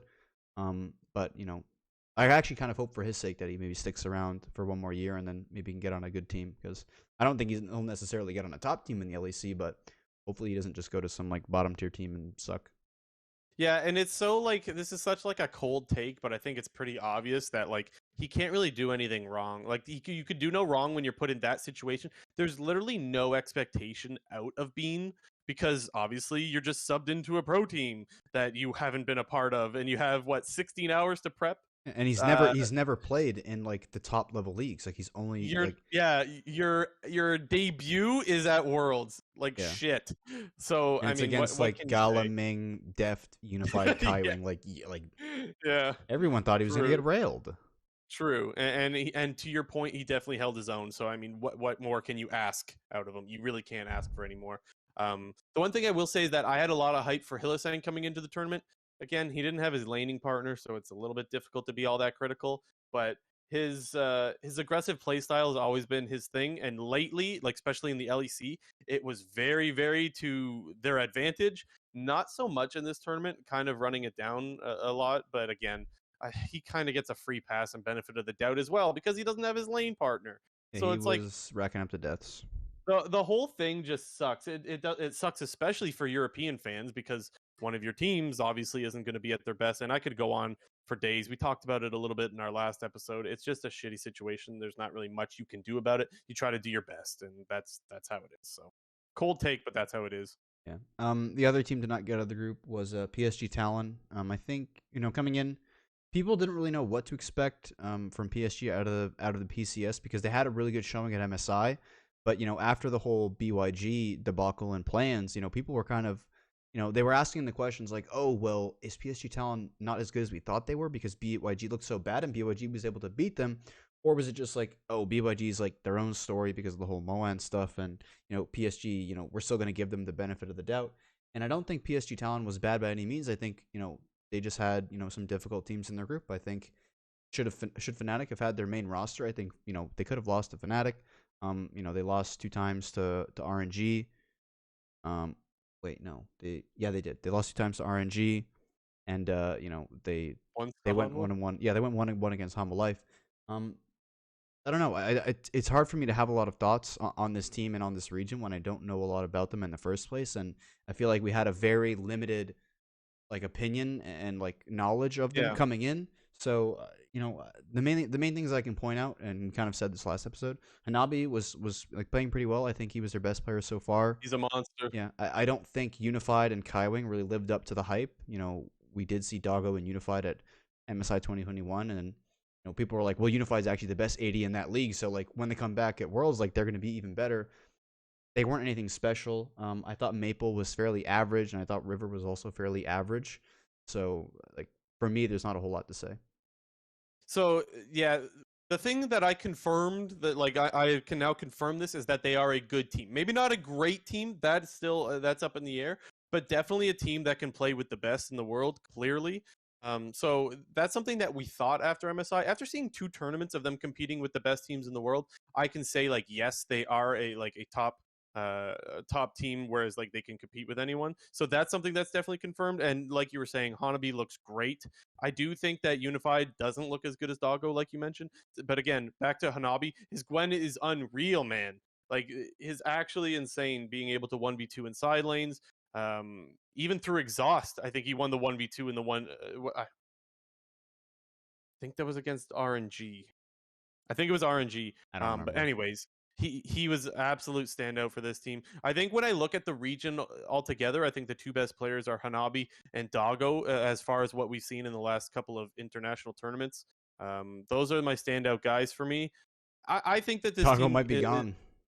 yeah, I mean, TSM who knows, Doggo. right? That's the meme. Honestly, that is, I mean, this happens every year when Worlds happens and there's a lot of standout players that aren't playing for other major regions yet. It's like, who's NA going to grab next? Well, if there's 2 that I could pick, it'd be Hanabi and Doggo. I think they both had really good tournaments. And we had RNG and Hanwha Life making it out. Hanwha Life, they went 3-0 in the second round robin. Unfortunately, dropped their tiebreaker game to RNG. That game made me so sad. Oh my god. It was just like another situation where it felt like Hanwha Life wasn't willing to pull the trigger. They had this pretty massive lead in the early mid game, just basically off the back of Chovy, just like absolutely destroying Cryin in the mid lane. He was outlaning him so hard. He was up like 100 CS at 23 minutes. Morgan was doing fine on the J4 top. And then they basically just reached a point where they really weren't willing to fight. And the times that they were willing to fight, Morgan was just going in way too early or going in solo and constantly having to ult in and then EQ flash out of some form of that. Yeah, that game was just so sad to watch. Vista also had a pretty terrible game on Gragas support. Okay, so they don't get out, or they don't get the first seed, but they do get out of the group. Your boys are out. They are. So you should be happy there. And honestly, as the tournament's gone on, Chovy's actually gotten better and better. He's looks because his plans were like it was like good, but it's like this is Chovy. We should see a little bit more. We saw it. We definitely saw it. I don't know. Like we talk all the time about his laning and how he doesn't miss CS, but it doesn't get any less amazing, man. It is unreal the CS leads that this guy gets. And just this is on his own because it's the laning phase. It's such a buff having what is definitely the best laner in the world at this point on your team.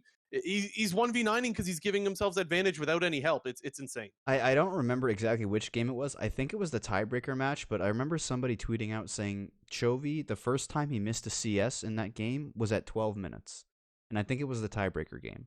But like, dude, like not missing a single CS in 12 minutes, also playing Twisted Fate, who gets bonus gold from killing CS. Like, TF just naturally gets a gold advantage. And then when you're not missing CS and still able to make, early roams happen, is just so insane. And then unfortunately in that game, like, everyone kind of memed Chovy towards the end of it because he ended up just split pushing the whole time. But at the same time, like, Hanwha Life just really didn't have any willingness to go in and fight. So I don't really blame Chovy for being off in the side lane. Like, as kind of RNG was like ending the game, Chovy was like splitting top, catching a wave, and killing a tower. So everyone was like, XD, Chovy playing for CS or something like that. But they got out. I'm really happy about that. They looked much improved from the playing stage and from the first round robin. In the second half of round robin, I think Willer played a lot better in the second half of the round robin. Just played more consistent. Like, he just didn't end an early game or just wasn't, making poor decisions in the early game in the second half.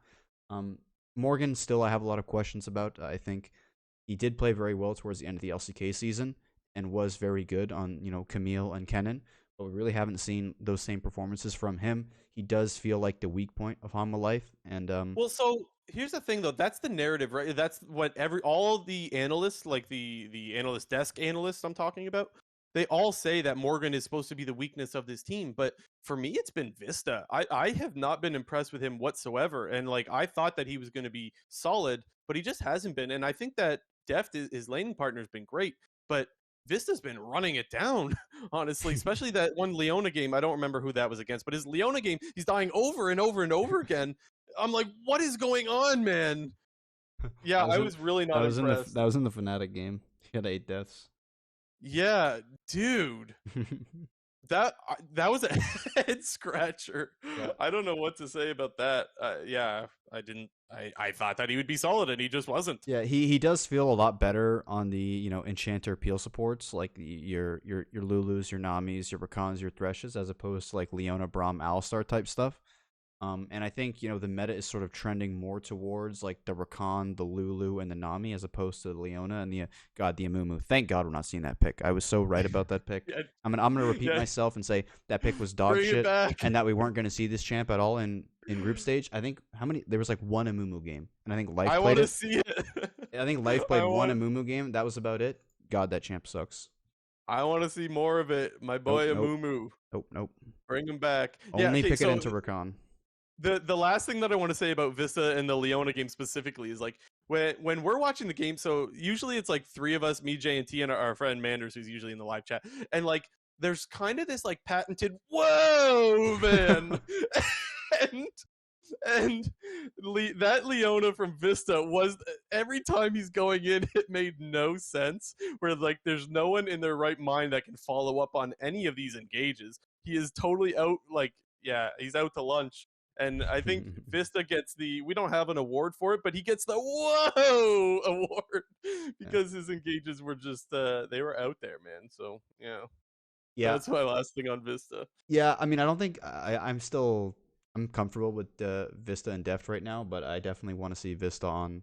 I definitely want their bot lane playing the more Ash Lulu, Aphelios Lulu, Lucian Nami, Rakan Ezreal. Like I don't want to see them playing like MF Leona. Like if they're gonna play MF, like pick it with Rakan, pick it with Thresh or something. Like no more engagers from Vista. Okay. Last thing, we need to talk a little bit more about RNG because the last day, didn't look so good. But I actually thought their game against Fnatic, even though they lost, I still thought they looked really good in that game. When things were going their way, it was amazing to me how decisive this team was. It was like sometimes there are plays that just look obvious, and like without comms, you would expect people to follow up on stuff. This was a game where it didn't look obvious what the right play was, but the team was always on the same page, and so this was a rare instance where I was like, this loss looked really good. I thought that they still looked good in that game. I just thought Bwipo looked amazing as well and kind of 1v9 that game. And so I was like, they'll be fine. But then they didn't look that great the rest of the day. And Yeah. honestly, they still had to go with a tiebreaker. Whereas, like I thought coming into the day that they were just going to be number one no matter what, but it didn't exactly work that way. Yeah, I mean, even their tiebreaker wasn't very impressive. I think for the most part, like they didn't have a good second round robin at all. I mean, I do think their game against Fnatic was pretty solid. We did see Fnatic sort of throw caution to the wind in that game and go for their normal aggressive play style. And it kind of just felt like the game turned at a certain point where RNG was like slowly like they were controlling the game, everything was going like according to plan, and the Fnatic was like, well, let's just start like going in, and then they just started going in. They had these random TP flanks from Adam, which were like pretty creative. The main one in that game was like where he TP'd from like the dragon pit to a ward behind them to then full combo Gala when he was playing Aphelios and Adam was playing the Jace. But for the most part, like RNG did not look very good in the second round robin. I think a lot of these LPL teams, like they got like week 2 debuff, so it'll be kind of interesting to see how it's going to look going into quarterfinals. But RNG was they weren't that impressive. They were looking like kind of untouchable, similar to Damwon in that first round robin, and they did not continue those performances. They had some unlucky stuff go the wrong way as well. Like the game against Hanwha Life where Xiaohu just gets like kind of cheese top and then they just camp the hell out of top lane. Yeah. I look at that and I'm like, I don't think that that's something that's going to happen again. And maybe that's too much of a free pass. I'll let the listeners decide if that's too much of a free pass. But I'm still confident that this team is going to be good. So I I'm think they're not too good. worried. I just don't I'm think not they're too like worried. world beaters like Damwon is going to be. Maybe I'm not too worried, but I will say that I'm definitely I was not worried at all after week one. Whereas I'm like a little bit worried now, but I still think this team's really good, and I don't think you want to face them in quarters or in semi or in any best of five. To be honest, I think they're still really solid. Gala was kind of a beast in that game against Fnatic as well. His Aphelios was kind of a monster. Of course, they didn't come out on top, but yeah, Gala's good. So Be the good. thing to show it. I mean, so was me as well. So yeah. Is that it for Group C? I believe so. Okay. I want to get into a topic that kind of happened on Twitter today. Nessiv, shout out to you, who I think is still in the live chat. For context, I'll just read out the tweet and I'm going to read out his reply. So I said, okay, it sucks TL doesn't get out, but this tournament had every single NA team show up and play well. Can't ask for more than that. And Nessiv replied, yes, but also no. The amount of investment in these NA teams should and must result in advancing. Fair to feel decent after today, but at the end of the day, you don't get a medal for participation. And quite frankly, the idea of being less disappointed than usual is not it. GG's. So I like this reply because I kind of half agree. The point specifically that I agree with is when you invest this much into NA teams, you kind of want to see them get out of groups, right? And that's kind of hard to argue with. I actually agree with that point. Um, However, the part that, like, for me, why I'm not disappointed at all is because, well, I mean, North America hasn't made it out of groups the last 2 years. And so, and we also have teams that show up, like, again, I'll mention the 06 of last year. Like, that to me is like, that's not what I want to see. I want to see teams show up and look competitive because you can't decide who's going to get in your group. Like, for example, if Cloud9 didn't get out of the group, I wouldn't have been disappointed at all. You have FPX and Damwon. So, like, yeah, you're spending a lot on perks, but like you have Doinby, one of the best players in the world, and Showmaker, the best player. Like I don't expect perks to outperform those two mid laners. So I don't think it's as simple as you've spent this much, so you should advance. But I do agree with the sentiment that like if you're going to spend, you would like to see results. JNT, I want your thoughts on what do you think about all this? Well, I think on the spending in terms of how much money is being put into these North American rosters, I think you also got to like look at it like relative to the other regions. Like obviously North America is spending much more money on these players because one, Yeah. you need to pay them more to be able to bring them here. And I think that's totally fair, but sure, the LPL and the LCK and the LEC teams aren't spending as much money as the North American teams, but relative to the rest of the teams and the whole like salary that is available for those teams to spend on is probably fairly comparable to what Cloud9 and TSM and 100 Thieves and TL are doing. Like it's not like they're signing all these Maybe. dude, I don't think it was cheap for FPX to sign Nuguri. Like I'll say that right there. Like that guy probably True. was hella True. expensive, and I don't exactly know what the whole contract situation is with a lot of these FPX players. But like if they after they won Worlds, if they re-upped Doinby, they re-upped TN, they re-upped LWX and Crisp, like that probably wasn't cheap either. Like you look at Damwon, like you're getting Khan, like sure maybe he was cheaper than he once was, but like if they're continuing to re-up guys like Showmaker, Canyon, Barrel, players who have performed really, really well on the international stage, like, sure, like I said, they're probably not spending exactly the same dollar value that the NA teams are, but relative to their region and the other teams, they're probably spending a comparable amount. No, it's a really good point because as soon as you have that world championship under your belt, I'm sure you can ask for more money. However, the contracts they're not made public, which always kind of stinks. But if they were made public, I think we could go a lot deeper into this conversation of what you should expect when you spend as much as Cloud9 or TL or whoever did. Yeah, again, for me, it always comes back to what should I expect out of North America? Because I do believe playing in North America is hard mode. Talk all the time about the ping and how the solo queue's worse and how getting better. It's like you have to play catch up when Worlds comes around. So I don't want to discount that either. I think that that's something that you need to throw in. And when I have all three North American teams show up and be competitive and have you're in every group was tough for them. Literally every single group was tough. And so you pick up at least 3 wins for all of them. Cloud9 with the tiebreaker, of course. I am more than happy with that. But what this comment from Nessiv reminded me of is that not everyone is an NA fan. That's the thing, right? NA fans altogether, I think, are definitely happy. But if you're a Team Liquid fan and you're only a Team Liquid fan, well, maybe the tournament's kind of done for you, and you're like, well, shit, you know. Mm-hmm. So it started making me think like I'm too much in my own head as NA fan. This is fucking awesome. Whereas like some guys are like, well, damn, my team's out now, and I don't give a shit about Cloud9. So it made me think in a more empathetic way, perhaps. Yeah, and I mean it's like balancing expectation versus reality. Like nobody expected Cloud9 or 100 Thieves to make it out of their group to begin with. I think people recognize that hey, if one team is going to get out, Team Liquid is going to have that chance because the majority of those teams in that group, you could argue, are relatively even.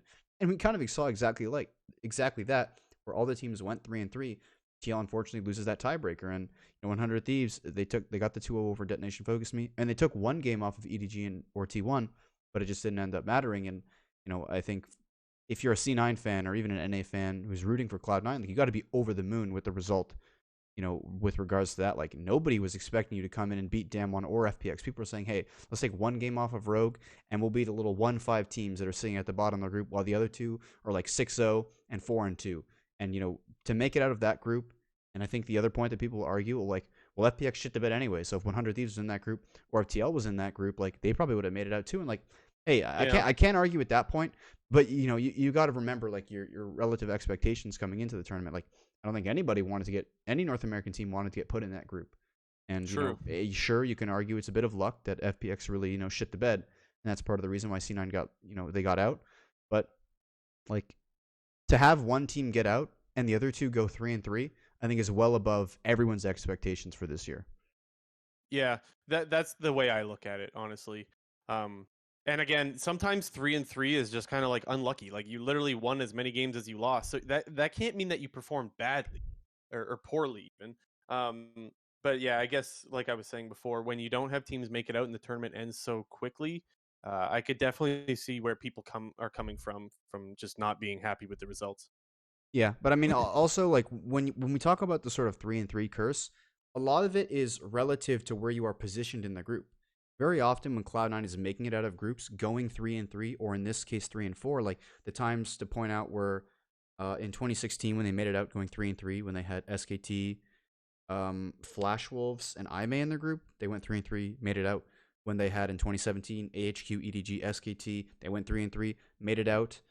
The main thing you got to talk about with that is C9 was the 3rd seed and therefore the lowest seeded team in their group. And, we talk about all the instances with all the other NA teams when they went 3-3, didn't make it out of their group. And like TSM went 3-3 in 2017, they went 3-3 in 2016. TL's gone 3-3 a bunch of times, but they were either the pool 1-2 or pool 2 team going into that group. So you're expected to beat all those teams below you. And, a lot of the failures of North America in the past have been because they've lost a game against a poor team. You look back at TL in 2020, when they were with G2 and Suning, went 3-3. They lost the game to Machi, or else they would have had a 3-way tiebreaker for first place. TSM in 2017, when they went 3-3, they lost to the winless Flash Wolves for their last game in that group, which would have made them get out. But when you talk about Cloud9, it's like they always win the games they're supposed to win, and occasionally will win the game that they're supposed to lose. Like for example, getting those wins against FPX, and in the past, taking wins off of top teams as well. We're always seeing that out of Cloud9. It's like they always win the games they're supposed to win and have that chance of winning that one extra game against a top team that will push them over the edge. It's weird too because the players on Cloud9 change, but the story remains the same. It's like Cloud9 gets that.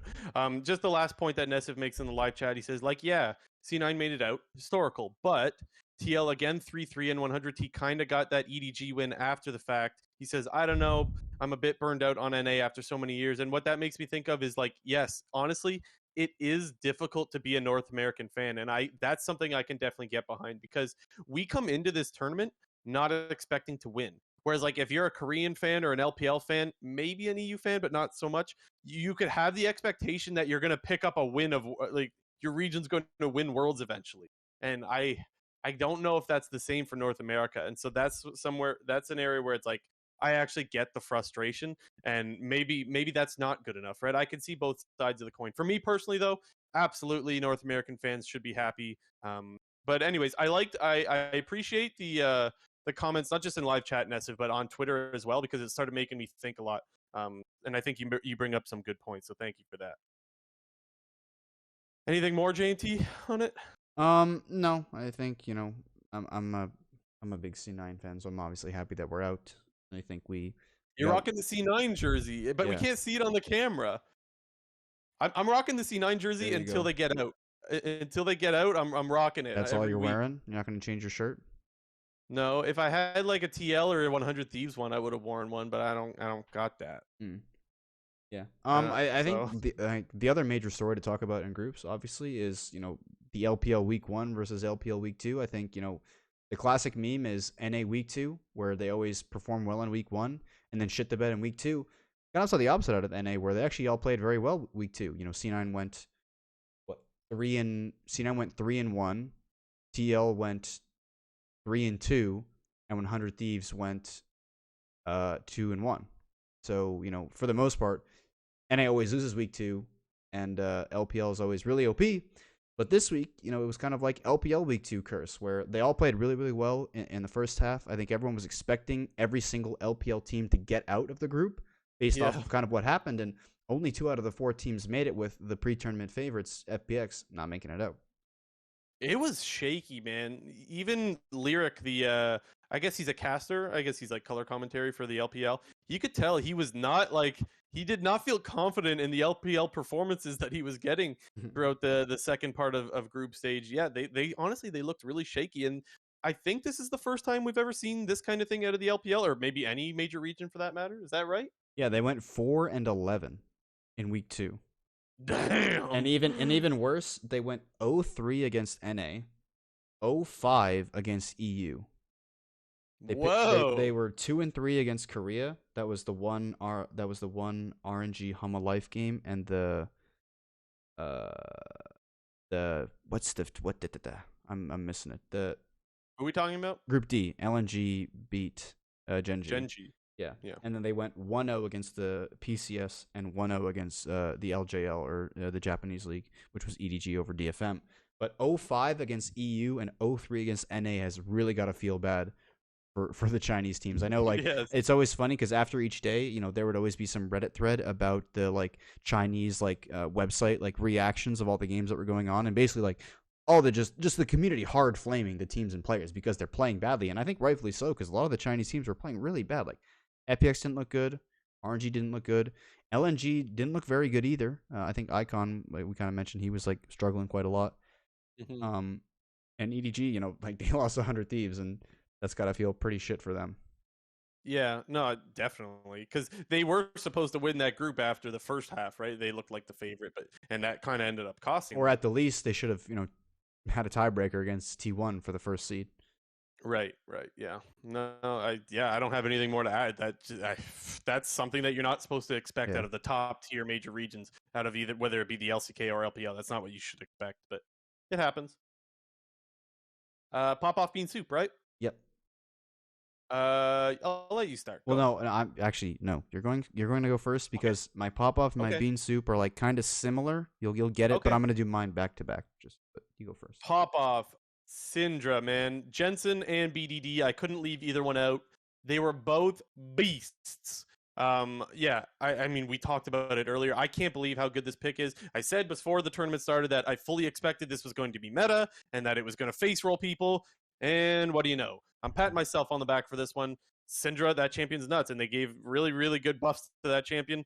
To her weakness. Her weakness was her laning phase where she would go and they're like, here, how about your Q costs a bunch less mana? And it's like, okay, well, I guess Syndra's back in meta. And BDD, I've talked about his Syndra a million times. He was insane. He's always been insane on that pick. And then Jensen, I would say, hasn't always been insane on that pick. Maybe he's been good, but this tournament was nuts. So pop off to those two guys. So I gave my Popoff to the LCK mid laners because I just read a tweet after Faker, all these Chovy, Showmaker, and BDD. BDD. The LCK mid laners at Worlds right now are Faker, Chovy, Showmaker, and BDD, and I don't think you could ask for like 4 better mid laners currently right now. True. I think, I mean, actually, I don't think you could name me a better mid laner than those 4 at the moment. It was supposed to be Doinb, but well, not anymore. Maybe Scout. Maybe. Yeah. Scout, but not this tournament though. I mean, don't get me wrong, Scout's great, but again, not what we've seen in group stage. Yeah, and I think Chovy, he didn't have an amazing playing stage or week 1 of the first round robin, but we saw it was Chovy Life Esports in week 2. Showmaker was obviously insane. Faker's obviously great. BDD was 1v9ing almost every single game in the group stage. So what about Perks? I said LCK mid laners. I was being sarcastic. You were talking about mid laners that could be better. I was being sarcastic. Sorry. Oh, well.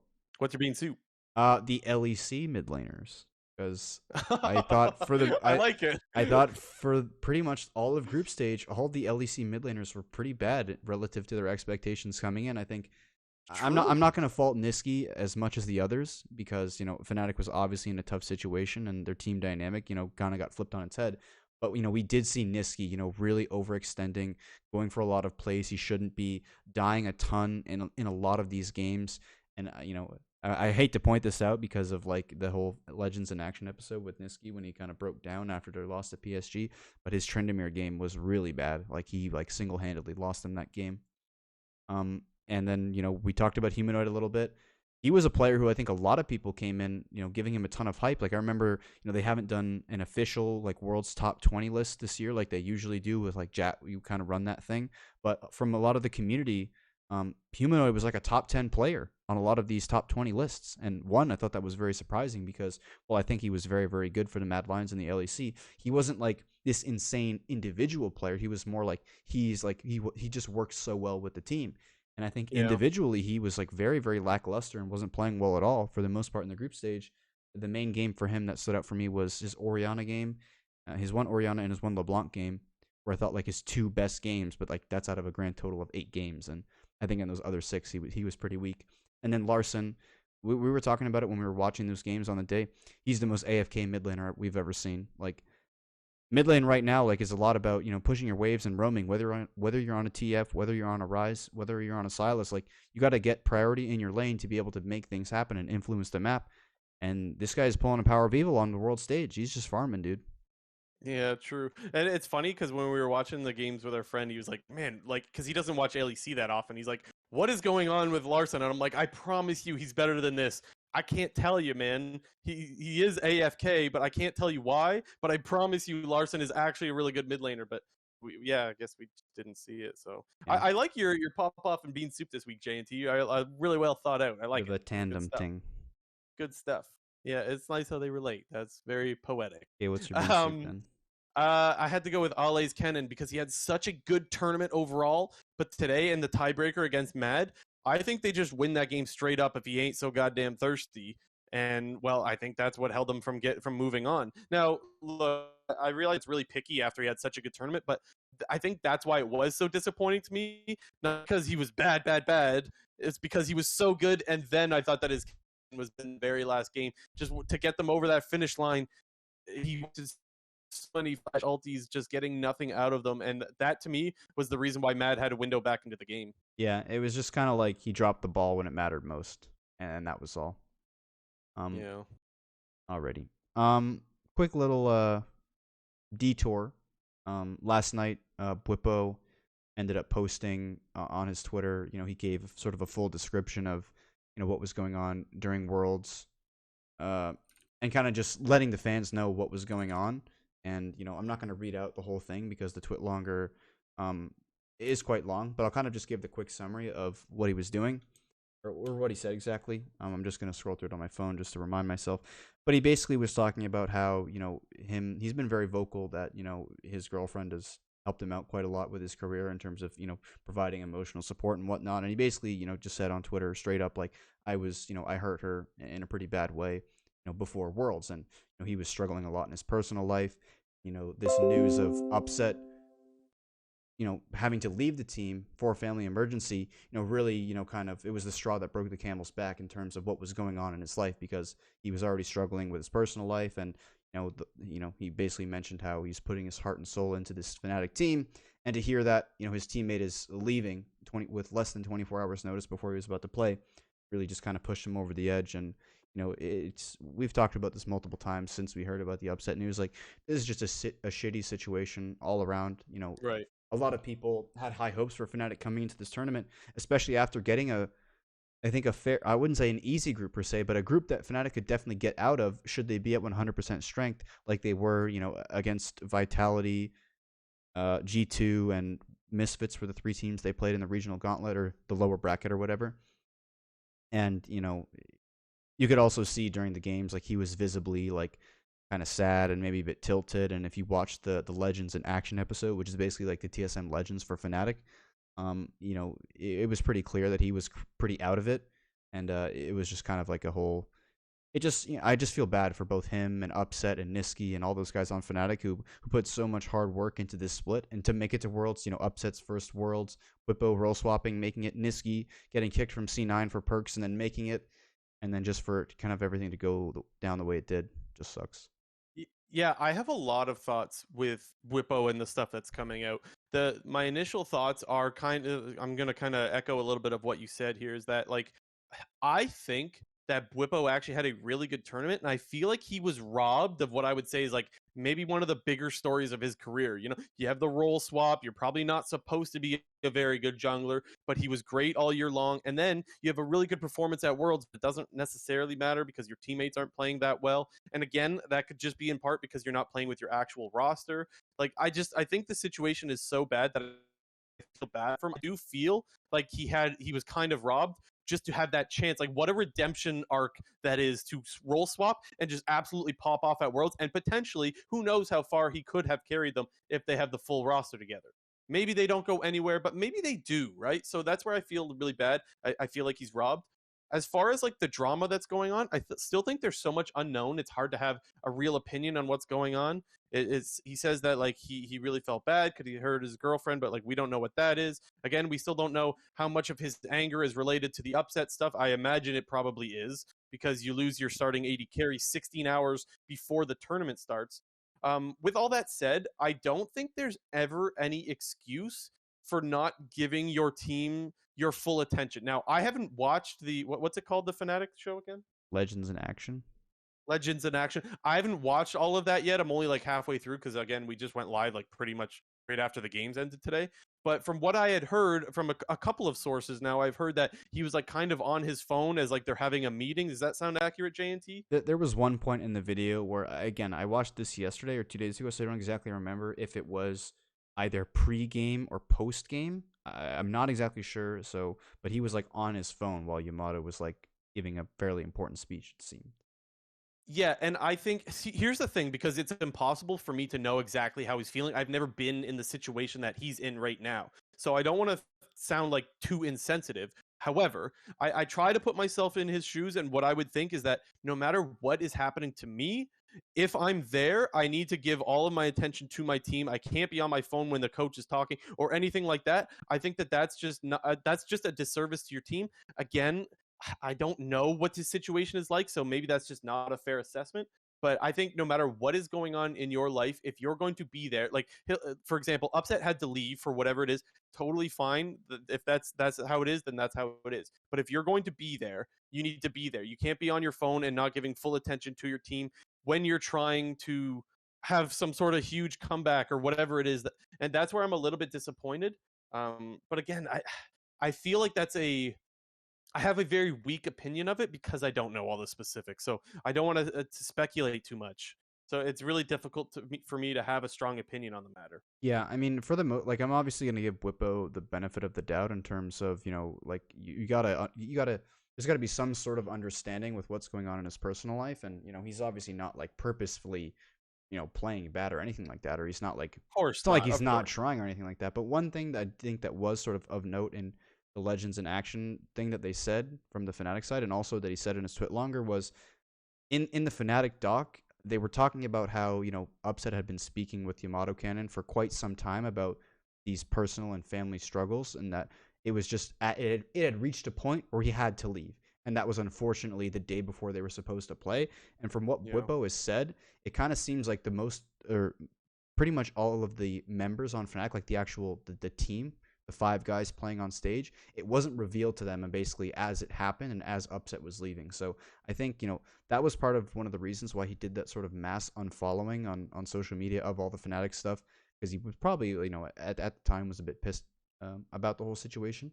But at the same time, like I said at the beginning, from reading his tweet longer, it basically seems like it was the straw that broke the camel's back. Like, he was struggling with his personal life and his relationship, and he then, like, has the heart and soul of his team basically like ripped out 16 hours before they're supposed to play. And because right now, from my point of view, Upset was the best player on Fnatic, and he was the reason why this thing was going so well. Him and Hillisang worked so well together. I think actually it was an equal give and take with Upset and Hillisang, and why they worked so well together. And then I agree. basically all of it coming together was Niski playing so well in the lower bracket of the playoffs. And to have that guy just ripped out of the team within 16 hours of you actually having to go on stage and play would obviously suck. And it probably would feel really shitty just to, like, everything that you've worked on for the last, 6 months to just be over right then and there. But they tried to pick up the pieces. Like I said before when we were talking about Group B, it wasn't all doom and gloom for Fnatic because while they did struggle in the first round robin, they did beat RNG in that first game and did put up really good fights against both Humble Life and PSG Talon. Yeah, and another shout out that I need to give with the Fnatic stuff specifically is that I did get, like I mentioned, I did get halfway through that.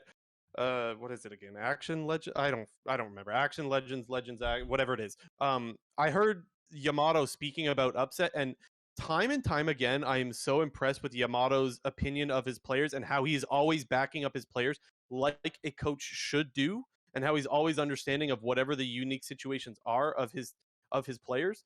And I think that was something that he definitely let known, like that he's definitely in full support of his players. And I know that's what coaches should do, but time and time again, Yamato is good with that. And so I think he deserves a really good shout out. I think he's a great coach, and I think that he's got the right outlook and the right idea of how to empathize and understand where your players are coming from. And I don't know if you get that with every coach, but I know you should, and he definitely does that. So huge shout out to Yamato. Yeah, Love that guy. he coaches with a lot of emotion, and he seems to Yes. have a really good like head on his shoulders in terms of like recognizing like understanding empathy and emotional stress and how that can affect somebody. And you kind of saw that towards the end of that Legend in Actions episode, or it was like just after their PSG Talon game had ended. Niski had sort of recognized that he was playing really terribly, and he was probably the reason why they lost that game. He broke down basically right then and there, like in the back room where they were doing their meeting or whatever. And Niski was super emotional, and Yamato was just like right there to to try to comfort him and pick him up. And it's, watching this doc like throughout this year of 2021 has definitely raised my opinion of Yamato and his coaching style, and I think it's really great. It feels like any team would be lucky to have him based off of what we've seen. Yeah. 100% agree. Definitely agree. Well, the group stage is over. We are gonna go to the knockout stage. Those matches start next week on Friday, Saturday, Sunday, Monday, 8 a.m. EST, 5. I said 8 a.m. right? 8 a.m. 5 a.m. PST. Yep. It's a banger. I have an update for you, J&T. Oh, the games are up now. Yeah. Oh, they were not up before. Yeah. So on Friday, October 22nd, again 8 a.m. EST and 5 a.m. PST, like J&T was just saying, T1 and Hanwha Life play each other that day. So the games go Friday, Saturday, Sunday, Monday. Yeah. So yep. And then Saturday is RNG EDG. Sunday is Damwon versus Mad Lions, and Monday, the last day, is Gen G versus Cloud9. Oh boy, I am fired up. I am fired up. So here's the thing. I love Gen G, but I love North America more. What can I say? And I think this is probably the best draw we could have gotten, question mark, maybe? I think it is, personally. I think for me, after the second round robin, I'm definitely more scared of Damwon and T1 than I am of Gen G and RNG. I think Cloud9 have sort of lucked out in a sense that, EDG is also not a 1 seed. I think, both T1 and EDG are probably worthy of being number 1 seeds. And I think rightfully so, C9, Hanwha Life, and Mad Lions are all 2 seeds. And I think, unfortunately for the LPL, like one of the region is going to get eaten up here with there only being 2 LPL teams left, and they both drawn into each other. And that kind of works in C9's benefit, because I think while EDG did struggle in the second half, I think they looked the most hopeful in terms of moving forward. I think there were more concerns about LNG, FPX, and RNG than there was of EDG. Yeah, and here's the thing. Look, I don't think Cloud9's going to beat Gen G, honestly. I think they might get clapped. Don't get me wrong. I'm really happy with how Cloud9 did. Oh, I hope so, man. I really do. That would be sweet. But I'm not counting on it necessarily. And even if they do, then I'm really worried about them playing against RNG or EDG as well. So, I mean, look, it's what it's supposed to be. It's not supposed to be easy for North America specifically. So no matter what you get, it's going to be rough. But again, I do think this is our best chances. How do we want to do this, JT? Do we want to do predictions for the series, or how do we want to go about this? Well, I mean, I guess I don't know. Do we want to just pick the whole thing right now and just say who we like? We'll pick game scores obviously for this quarterfinal, but we can save who we think is going to go semifinals and finals, or we could also just predict that now just to brag if we're right about it. You know what I mean? Yeah. I don't know if we're gonna have enough time to put. Well, we're gonna have to make our game Pickems scores, anyway. though, I can't. Well, Yeah, just I could do game let's scores do the for Pickems. these ones. let's do okay, sure, and then let's just do pick'ems for the rest, but we Yeah. won't do the. Okay. Okay, so let's start at the top with RNG versus EDG. I got RNG because I have them going all the way. They were my crystal ball pick, and I think it's a tough test in the quarterfinals because EDG is fucking good. But I'm going RNG. I'm sticking with. Yeah, I think that their stumbles make me worry a little bit. I'm not gonna lie, but EDG stumbled a little bit too, so it's all right. And I don't know. I think they're solid. I am gonna go RNG. I'm gonna go. I don't know. 3-2's no fun to say. 3-1's no fun to say either. Ah. I'll go 3-2 RNG. Okay. I think I'm also gonna roll with RNG here. I think mainly because I feel like their strengths for both of these teams like match up pretty well. The strength of EDG is their bot lane and their mid lane. And I think, RNG's bot lane is equally just as good. And I think RNG's mid laner Cryan is good enough should you get him on the right pick. I think we really saw how well he played at MSI when he was on these, champions like Ryze and Twisted Fate. And, that meta is still kind of around where Ryze, Twisted Fate, LeBlanc, and Sylas seem to be like the 4 highest priority mid laners. And I think unless Cryan gets like absolutely abused in draft or with early ganks, I think RNG, I don't think EDG is going to have some clear-cut way to be able to blow open the game. And I think I'm definitely favoring Xiaohu in the top side of the map against Flandre. I think Xiaohu can basically play anything. Like, I think that guy can literally play anything in the top lane and probably win. And, I think obviously JJ versus Wei is going to be really interesting because both of these guys are like pretty aggressive junglers. At least that's what they were in the LPL. And, it could just be like more of a battle, like who gets more done in the early game or who gets their solo laners ahead. Because I think if you get Xiaohu ahead, RNG all the way, but if you get Scout ahead, EDG all the way. Yeah, we are definitely Zhao who stands, you and I. Yep. I mean, that guy is a beast. And I think this should probably be the most fun series. I mean, you think LPL versus LPL, two pretty aggro teams. I should expect this one to be the more fun one. Okay, so what did you say the score was again? Well, I didn't say, but I'm going to go with 3-1 RNG. Okay, all right. So I got the 3-2, you got the 3-1. We both got RNG moving on. Genji Cloud9, JNT 250. You're going to take your Cloud9, boys, I predict. Of course. Genji looked terrible. They didn't look terrible, but of course I'm taking Cloud. Oh, you want me to give me the game score as well? Yeah, if it's on your mind, yeah. I'm not Chad enough to take 3-0, so I'll take the 3-1. For Cloud9, right? Yes. I don't know if I should say 3-0 for Genji or not. Whatever you want. I'll say 3-1 Genji. You're not Chad enough to say the 3-0. I'm pulling for Cloud9, man. NA all the way. I don't get me wrong. I love BDD. I love Genji. But NA all the way. But I can't predict that. I'm sorry. Yeah. The thing, I don't know. It feels like Ruler and Life play fairly passive. Like they're not the most aggressive bot lane in comparison to a lot of the other ones who we kind of do have, in the quarterfinals right now. So I don't think we're gonna see like a whole lot of inting from Sven and Vulcan, which is what was happening when Cena was really struggling both in the play-in stage and early on in the group stage. So I'm not expecting for the C9 bot lane to get quite exposed. The only concern, obviously, is if BDD just 1v9s the game straight up. I think should we see a solid Blabber, I don't think Klid is going to run over him, and I think I would actually probably give the edge to Fudge with whatever top laner is playing for Genji, whether it's Rascal, whether it's Birdall.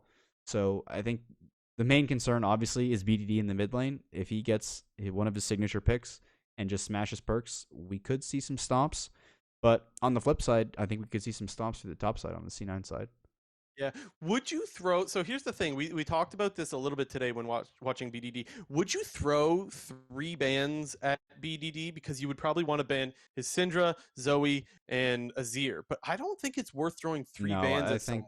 I don't even think I don't think so either. I don't even think it's worth banning at that point. Like I think you just have to you just got to recognize like, hey, this guy is really proficient on like 4+ champions. Like we just got to find and comp around the best matchup possible. And whether or not that's saving counterpick for perks or just letting Genji like blind pick a Zoe or a Syndra early into the draft, it's then about finding a suitable answer for perks, but also getting something that can either give C9 priority early on in the lane or helping out Blabber as much as possible to help influence the mid lane. Like I don't think like sure if a guy has like one or two signature champions, I think it's totally fine to throw bans that way. But when you're reaching 3, 4+ champions, which you're like pretty perfect on, which are Syndra, Zoe, and Azir, like I don't think there's a point in banning those out. Maybe in the second phase if Gen G choose to not early pick mid laners at all.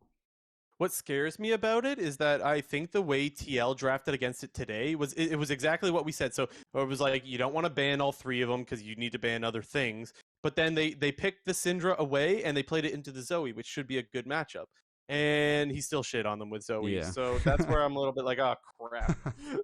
Like, and it was Jensen who's probably been North America's best mid laner. Am I? Yeah, definitely been North America's best mid laner this tournament. So that's a little bit of a yikes. But it is what it is. Yeah. Anyways, I don't got any more on it. 3-1 Z9 epic. Okay. We're going semis again. T1 Hanwha Life. This should be the slowest based off the expectations of LCK. It's supposed to be slow games. Yep. Doesn't mean the games will be bad, but I mean, well, their last best of 5 at the end of the regional gauntlet was quite the banger. If people didn't know, okay. The series went all 5 games. T1 won 3-2. If people care about that context at all. Also, if you care about even more context, Hanwha Life 2-0 T1 in the last game of the regular season. So recency says that Hanwha Life owns the head-to-head 4-3. Okay. Is it boring for me to say that I think Faker's gonna hold his own against Chovy? Is that like a snoozer? I don't know. I mean, it's my take. It's Faker, my take. Though. Like I know that's the thing, right? I'm not expecting any mid laner to run over Faker. Well, that's the thing, right? That's why it's a boring take, but that's what I think. Chovy's been unreal, but I mean, yeah, I don't know. I'd be surprised if he could still just absolutely run over Faker, but wouldn't that really say something? Like, this is the opportunity for Chovy to be like, nah, man, it's me now. Move aside. Well, like, there's a good story to build up around this. Yeah, it's like this is the precursor to whoever wins versus Showmaker, basically. Although they're my boys, Hanwha Life. Also very faithful in T1, and I'm going to roll with T1 on the 3-2. I think that the series is going to be really close. I think similar to what we saw in the regional gauntlet, when you're able to get Morgan in a position where he's ahead and he's playing a carry, he actually plays really, really well. And even in the games that we saw in Plains and early on in the group stage, when Morgan gets some attention early on from Willer, he's able to, use his leads really well. And I think T1 are also a great team at utilizing their early game, specifically Owner. I think the games that we've seen Owner get an early lead in group stage, like he's just straight up able to run over the game. So I think early game is going to play a big factor. While I think people are expecting this series to be very slow and methodical, I think we'll actually see like a pretty quick series out of these two teams in terms of game time, not like it being a 3-0 or anything. Like I think early game is going to be the story of this series, which is like pretty opposite of what we would normally see in LCK versus LCK. Okay, so I am going 3-1. That is my prediction for this one. I don't need to say anymore. I just think that Chovy's been their best player, and I think Faker can hold his own and kind of hold him back. And I think that T1's got the better macro, and they're just better overall. So T1. What'd you say, 3-1? Okay. T1, 3-1. Yeah. Alrighty. Last up, we've got a rematch of MSI semifinals. Damn. Did you give your number prediction? I missed it. I said 3-2. Okay, gotcha. Okay, go ahead. Last up, Damwon versus Mad Lions rematch semifinals MSI 2021. It's just a 3-0. Like it's just a 3-0. Like the thing is, it's just a 3-0. So I am going to predict 3-0 as well, but I don't think that means this series is free by any means. I think it's just that Damwon has kind of leveled up, which is a weird thing to say about a team that was already one of the tournament favorites. And I would also say that Mad Lions actually looked worse this Worlds than they did at MSI, whereas people are going to point to the MSI series. I think that went 5 games, right? Am I remembering that right? Yep. Mad was actually up 2-1 in that series. Yeah, I think that it's not the same exactly, but I don't want to discount that Mad Lions can be a much better team than what we've seen this tournament. They've been good, but we've seen them be better in the past, and so I don't want to completely discount that. But again, I don't know, Damwon's, they're kind of beastly, man. I gotta go 3-0. Yeah, I would honestly be surprised if Mad Lions wins a game based on how they're playing right now.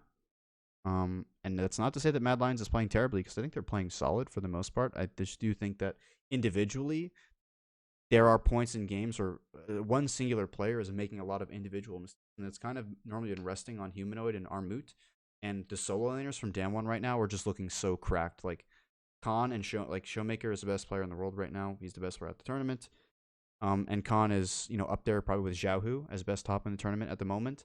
And I've said this like even before when MSI was going on, like the way that Canyon uses vision control in the early game is just so insane. Like when we were seeing the full clear meta in spring and at MSI, like we would see Canyon like do his full clear and go ward enemy jungle, or either forego one of his camps on his full clear to then get a late ward in the enemy jungler, spotting out where they pathed and how they were pathing, and then just basically Damwon would have vision of the enemy jungler for the first 10 minutes of the game, and it was almost impossible to do anything against them in the early game, unless you were winning out against them in the solo lanes or in bot lane. And we're not seeing Ghost and Barrel int, and we're just seeing Showmaker and Khan destroy everybody. 3-0. It's just a 3-0. Okay. Well, I mean, I guess we both have the 3-0. Okay. And then, do you want to just quickly run through if in our hypothetical semis and finals who wins out? Yeah, let's do that. Okay, so I guess then it would be RNG. For me, it would be RNG versus Gen G. I'm going to go RNG in that one, so they're going to go to the finals. Me For too. you, it would be RNG versus... So Yeah, it would RNG be no matter C9. what, even if Yeah. it's Cloud9? Yeah, RNG. Okay. And then, so then after that, it would be, I would have T1 versus Damwon. You would have that as well. Yep. I'm taking Damwon over T1, honestly. No surprise there, right? I'm thinking you're doing the same. Just for the storyline, I have to say T1. Ooh, okay. Like it's Faker's, he just has to win again. It has to happen. Okay, so then if not now, when it's RNG and T1 in the finals, you're taking T1 in the finals. Of course, Faker has to win. I'm crystal ball guy. RNG, I've made my pick. I'm sticking with it. RNG is going to win Worlds. Yeah. And it's going to be on the back of Xiaohu being a god. I wouldn't be mad about that. I think he's insane. I think that guy is really good. So before we move on to whatever's next, I don't even remember. I wanted to shout out Ness if he brought something else up in the live chat. He said, "Did you guys see what Dom tweeted out?" And then he says, "Fucking wow, bro. I guess they really will just never change format. T1 versus HLE, and then DK RNG versus EDG quarterfinals. What a shit format." Yeah, I'm not bothered by it. I don't care. Does it bother you, the format? No, I honestly don't care about when, the same region teams are going up against each other. I think, I don't know. You got to play each other eventually. Yeah, like the whole argument is going to be made like when an LCK team beats an LCK team, and like how it's unlucky if it's a bad matchup or anything. I think the matchups that people are going to point out too from previous worlds were like last year when Damwon played DRX in the quarterfinals, and what was the other one? Suning played JDG in the quarterfinals as well last year, and everyone was saying how like shit that is that like two teams from the same region have to play. Like, dude, like that's what happens when you're the top regions. Like the LCK got 4 teams out of Worlds, out of the group stage. Like at the very minimum, there's going to be 2 on each side of the bracket, or if not in this case, 3 on one side, 1 on the other. Like it just is going to happen when your region is that good. Like, yeah. So my thing is, I wouldn't mind if they changed it either, to be honest. This is one where I'm kind of indifferent. Like, I don't really care. It doesn't bother me that they have it this way. If they changed it and made it so that they can't play each other, whatever. Like, to me, it doesn't really matter. I think that eventually you're going to discover who the best team in the world is, and I think that's what the tournament's meant to do. So I guess I'm not too bothered by it. Yeah, and I mean, but it's something that I thought was interesting. So thanks for bringing that up, Nesta. Yeah, and I mean, just to address the reply in the live chat, like, it's not as attractive because we've seen the matchup before, and it gives a better indication of like who's going to win already. Like that doesn't matter, dude. Like the meta is different. Like the meta is very different from what's going on right now. Top lane meta, you can literally play anything. Mid lane meta is all about pushing, roaming, and like getting fed on these mages. Jungle meta, you can literally play anything as well. You can play assassins, you can play tanks, you can play your Lee Sin, your Xin Zhao, and bot lane is just like also up for grabs. Like obviously, MF is the top dog right now of what's going on, but you have champs like Aphelios, Lucian, Ezreal. We're seeing a little bit of Kai'Sa. Support, you have Leona, you have Alistar, you have Braum, you have Thresh, you have Rakan. If you pick a Mumu, you're trolling, but there's that champion is there as well. And also, like, the meta shifts during the tournament. Like, after we've seen Poppy Jungle so much, like, I would not be surprised to see Poppy Jungle just be this, like, the new like top jungle pick after all. We It see might these. be banned a lot, Yeah, honestly. because we see these champions like Lee Sin is high priority in the jungle as well. Irelia is super high priority in mid and top lane. LeBlanc, like Poppy cucks that champ as well. Like there's so many champions that right now that get really cucked by the Poppy W, and like I would not be surprised at all to see that that pick become like the new top jungle pick right now. I think the meta thing's a really good point because then it makes me think if we were seeing the same champions that have already been played in these matchups that we've already seen, then I think it would suck a lot more. It's like, hey, we've already seen this like a month ago or whatever it is. So that I think actually is a really good point, JT. That But one other thing, the meta shifting makes it a lot. That's probably why I don't care. one other thing that I will address, just because Dom has also mentioned this in the past, not specifically in this tweet, but and then not just him, a lot of people said this, like Worlds should be double elimination when it comes to the knockout stage. I still agree with that, but I also think that it can just be too difficult sometimes because it's clear that Riot wants to condense the tournament as much as possible and It's get a it going. long tournament, man.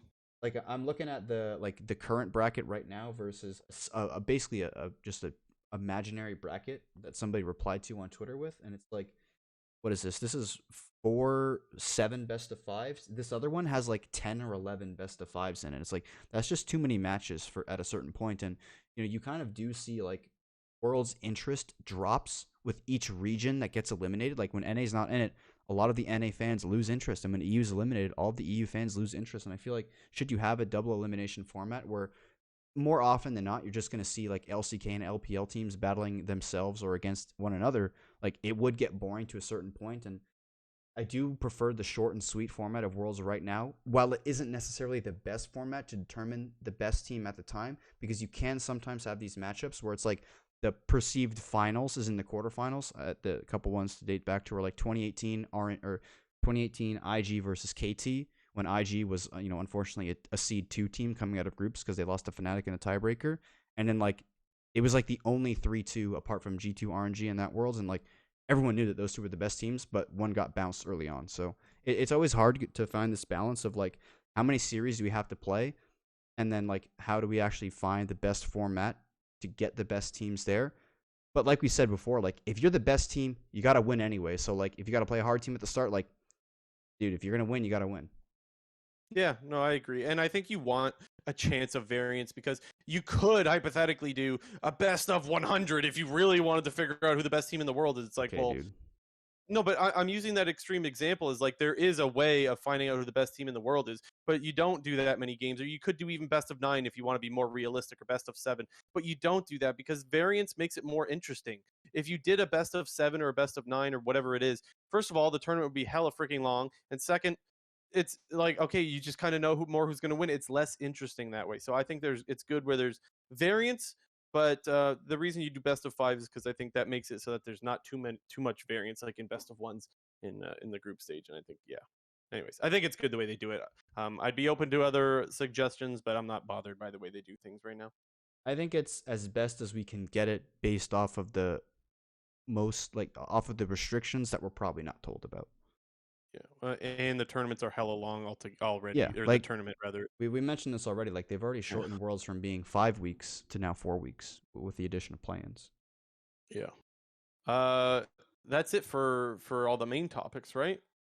Some quick news to get through, JNT. Yeah, we got some quick news. There's not that much because it's Worlds going on. But just quickly, we got a couple G2 stuff because nowadays there's always some G2 stuff going on. First off, they're hiring Romain as their new league general manager, who previously was the Unicorns of Love general manager way back in the day. With that OG roster, former Optic general manager. As well? Yeah. When Optic went to NA, like they became part of franchising, and he currently was on the LEC business development team, which presumably he's been doing a lot of work there. The LEC is obviously very, very successful after their rebrand, so very knowledgeable guy. Also, like I wasn't even sure, like, was their previous GM just Carlos? I would assume. Like now they actually have a specific guy to fill that position. I don't think so, but I don't know for sure. Maybe someone could let us know in the comment section. Yeah. I have no idea. And rumor part, well, I guess the first one was confirmed that they did hire this guy. Actual rumor. Apparently, and I'm gonna be very honest where I got this rumor from because it's not a concrete rumor whatsoever. Oh boy, it's loose. You can't take it. No, but it's where I heard it from wasn't a very reliable source per se, but it has been swirling around the community quite a lot. So I was watching Uh-huh. the Baus FFS, epic YouTuber by the way, but he said in his video like that a lot of people in EU were talking about how Mad Lions Flacked, who is their Mad Lions Madrid, which is their European Regional League team, is going to be the new ADC for G2. And apparently everyone is saying this guy is like super cracked. Like he's And insane. it's not flaked, it's flacked. I think it's Flacked. That's the name that I've heard. I don't know. It Okay, could be. I mean, I don't know who he is. I have no idea. The two times that I've heard his name is Flacked, and yeah, sure, it was in a Debaus FFS video, but like, apparently this is like what's the word around EU right now. I So like your source. I heard from the corner store from some guy buying a pack of smokes that Faker is going to be playing for TSM next year. But who knows? Rumors are rumors, right? that's what I'm saying. Like, it's a loose rumor. It's not from like a particular reliable source, but that's apparently I'm the word. joking, of course. Like, the thing is, though, like, it's not the worst source I've ever heard. I am just joking. Well, he's a course. G2 streamer, so like. It very well could be possible. I'm just memeing a little bit. All right, what's next? Last up, I don't think anyone really cares, but Astralis and Jeskla are not. They parted ways, and I don't think anybody cares. I don't think anybody does. Astralis is Beansoup. Yeah, not the hottest free agent. Yeah, they're kind of just getting rid of that whole roster. Like they got rid of Magic Felix already. They're getting rid of Jeskla. They're damn sure gonna get rid of Promiscu. That guy sucks. Yeah, they'll most likely hang on true, to White Knight unless he gets bought out by somebody else, because that guy. I think Knight's both a of us beast. talked about how he's actually pretty good. Yeah. I don't even know who their jungler was. Oh, Zanzara. He's a beast, actually. I like that guy. Zanzara, guy plays Trundle. with a broken hand. Yeah, he plays Trundle and Skarner. I like that guy. Yeah. Nice. I added one. Some people might think, why the hell do I care about this? But I have a good reason why you might care. So the assistant GM of Golden Guardians is leaving. That's Kamikaze Platypus, and a lot of people might be like, hey, whatever. The reason why I actually think this could be important is because, so first of all, this guy's had a lot more impact on the league than most people know. I remember, I think it was Hotline League last year when Hunter Lay was the head of esports for Golden Guardians, was on Hotline League. He mentioned how Kamikaze Platypus doesn't get a lot of credit for the impact that he's had on the league. And I believe, don't quote me on this, but I believe he was crediting him with the ideas that the league went forward with of changing how spring goes into summer. And I know not everyone likes those changes, but also the play-in tournament as well. So he's had a lot of impact on the changes of the league. And regardless of whether you like those changes or not, I think we could all agree that the league did need some changes and they should start trying new things. Because spring not mattering, I mean, that's become a huge meme, but it didn't really matter all that much before, and I think it mattered more this year. Whether you like it or not, he's a guy that's tried throwing different ideas out and has had an influence on the league. I believe, again, don't quote me on it, but he's stepping down, and I think he's my front runner. I mean, don't get me wrong, I have no actual knowledge of this, but he's my front runner of who would be the next commish of the league, because there's still no new LCS commissioner, and they said that they should be hiring one. So I just wanted to throw that out there, that he's my pick. I don't know much about this guy at all. Maybe he does not that kind of guy to be a commissioner. I could be wrong. But anyways, he's had a lot of impact on the league as far as Hunter Lee is concerned. He's spoke really highly of him, and he's stepping down. So I thought I would throw that little piece out there. So you got a made-up rumor, and I got a made-up rumor. Yeah. Nice. Yeah. Not the greatest sources coming from the Clown Fiesta podcast. Well, no source for yours. I at least had a source. Yeah, you're just trying to manifest something out here. Yeah, true. I'm going for the long shot. Anyways, we've gone a long time in this episode, man. We always try to get through these episodes quick. It's just not happening. These episodes are getting longer and longer. But we thank you guys so much for sticking with us. The schedule has been crazy. We've been coming out with episodes every 4 or 5 days. It should slow down now, right? It should slow down. It should be normal. Next week, we're just a week from now we do one. Well, yeah, I guess, what is today? Monday? So the games end on next Monday. Shouldn't we just go live again Monday after the games like we've been doing? Is today Monday? Yes, today's Monday. Then it'll be next Monday, the same time. Okay. All right. So that's the plan for now. If that changes, we will tweet. But otherwise, we're going to keep it. After So far, a big C9 dub. Yeah, We're preferably winning, after a C9 dub. Thanks, guys, so much. We appreciate you guys. Thank you for subbing Anonymous, if I remember your name correctly. And honestly, huge shout out to all the people in the live chat, Nestiv especially, because you were active on Twitter as well. And honestly, a lot helpful, to be honest, with the stuff that the points that you were bringing up. Always appreciate you guys in the live chat. Thank you, thank Yeah, you. it's been good, and so hopefully we're on a regular schedule now. Now we get to say enjoy the quarterfinals. Man, the tournament's going by really, really quick. JT, anything else before we close it out? Thank God C9 made it, dude. So Yeah, good. true. We were You close this one stressing. out, actually. I'll let you close We this one were out. stressing so hard watching all the C9 games that morning. Like, oh my Yeah. God. I was like, Hey, how fired up, man? We were so oh fired my up, God, man. dude. That was the hypest I've been watching a Dude, League of I Legends game I in a was long saying time. it like when we were watching the tiebreaker row game, like I felt sick. Like after like there was so many plays where like people would trade 1 for 1 or 1 for 2, or Perks would just int in the side lane and it was looking like then like Rogue pussied out on so many Barons. It was a crazy last 4 days of League. I think most people can agree that this has been the best Worlds to date in terms It's been of good. not necessarily the highest level of gameplay, but in terms of the entertainment value, the various regions, performing well in their own right. I think obviously, LPL dropped the ball a little bit, but like they still got 2 teams in there. LCK's got 4. We got 1 in for NA, and Let's Mad go. Lions made it out. So everyone's got Okay, a horse in the race. So it's exciting. close it out, JT. We're rambling. I'm just gonna say I love you guys. Bye. Okay, thank you. This has been episode 62 of the Clown Fiesta podcast.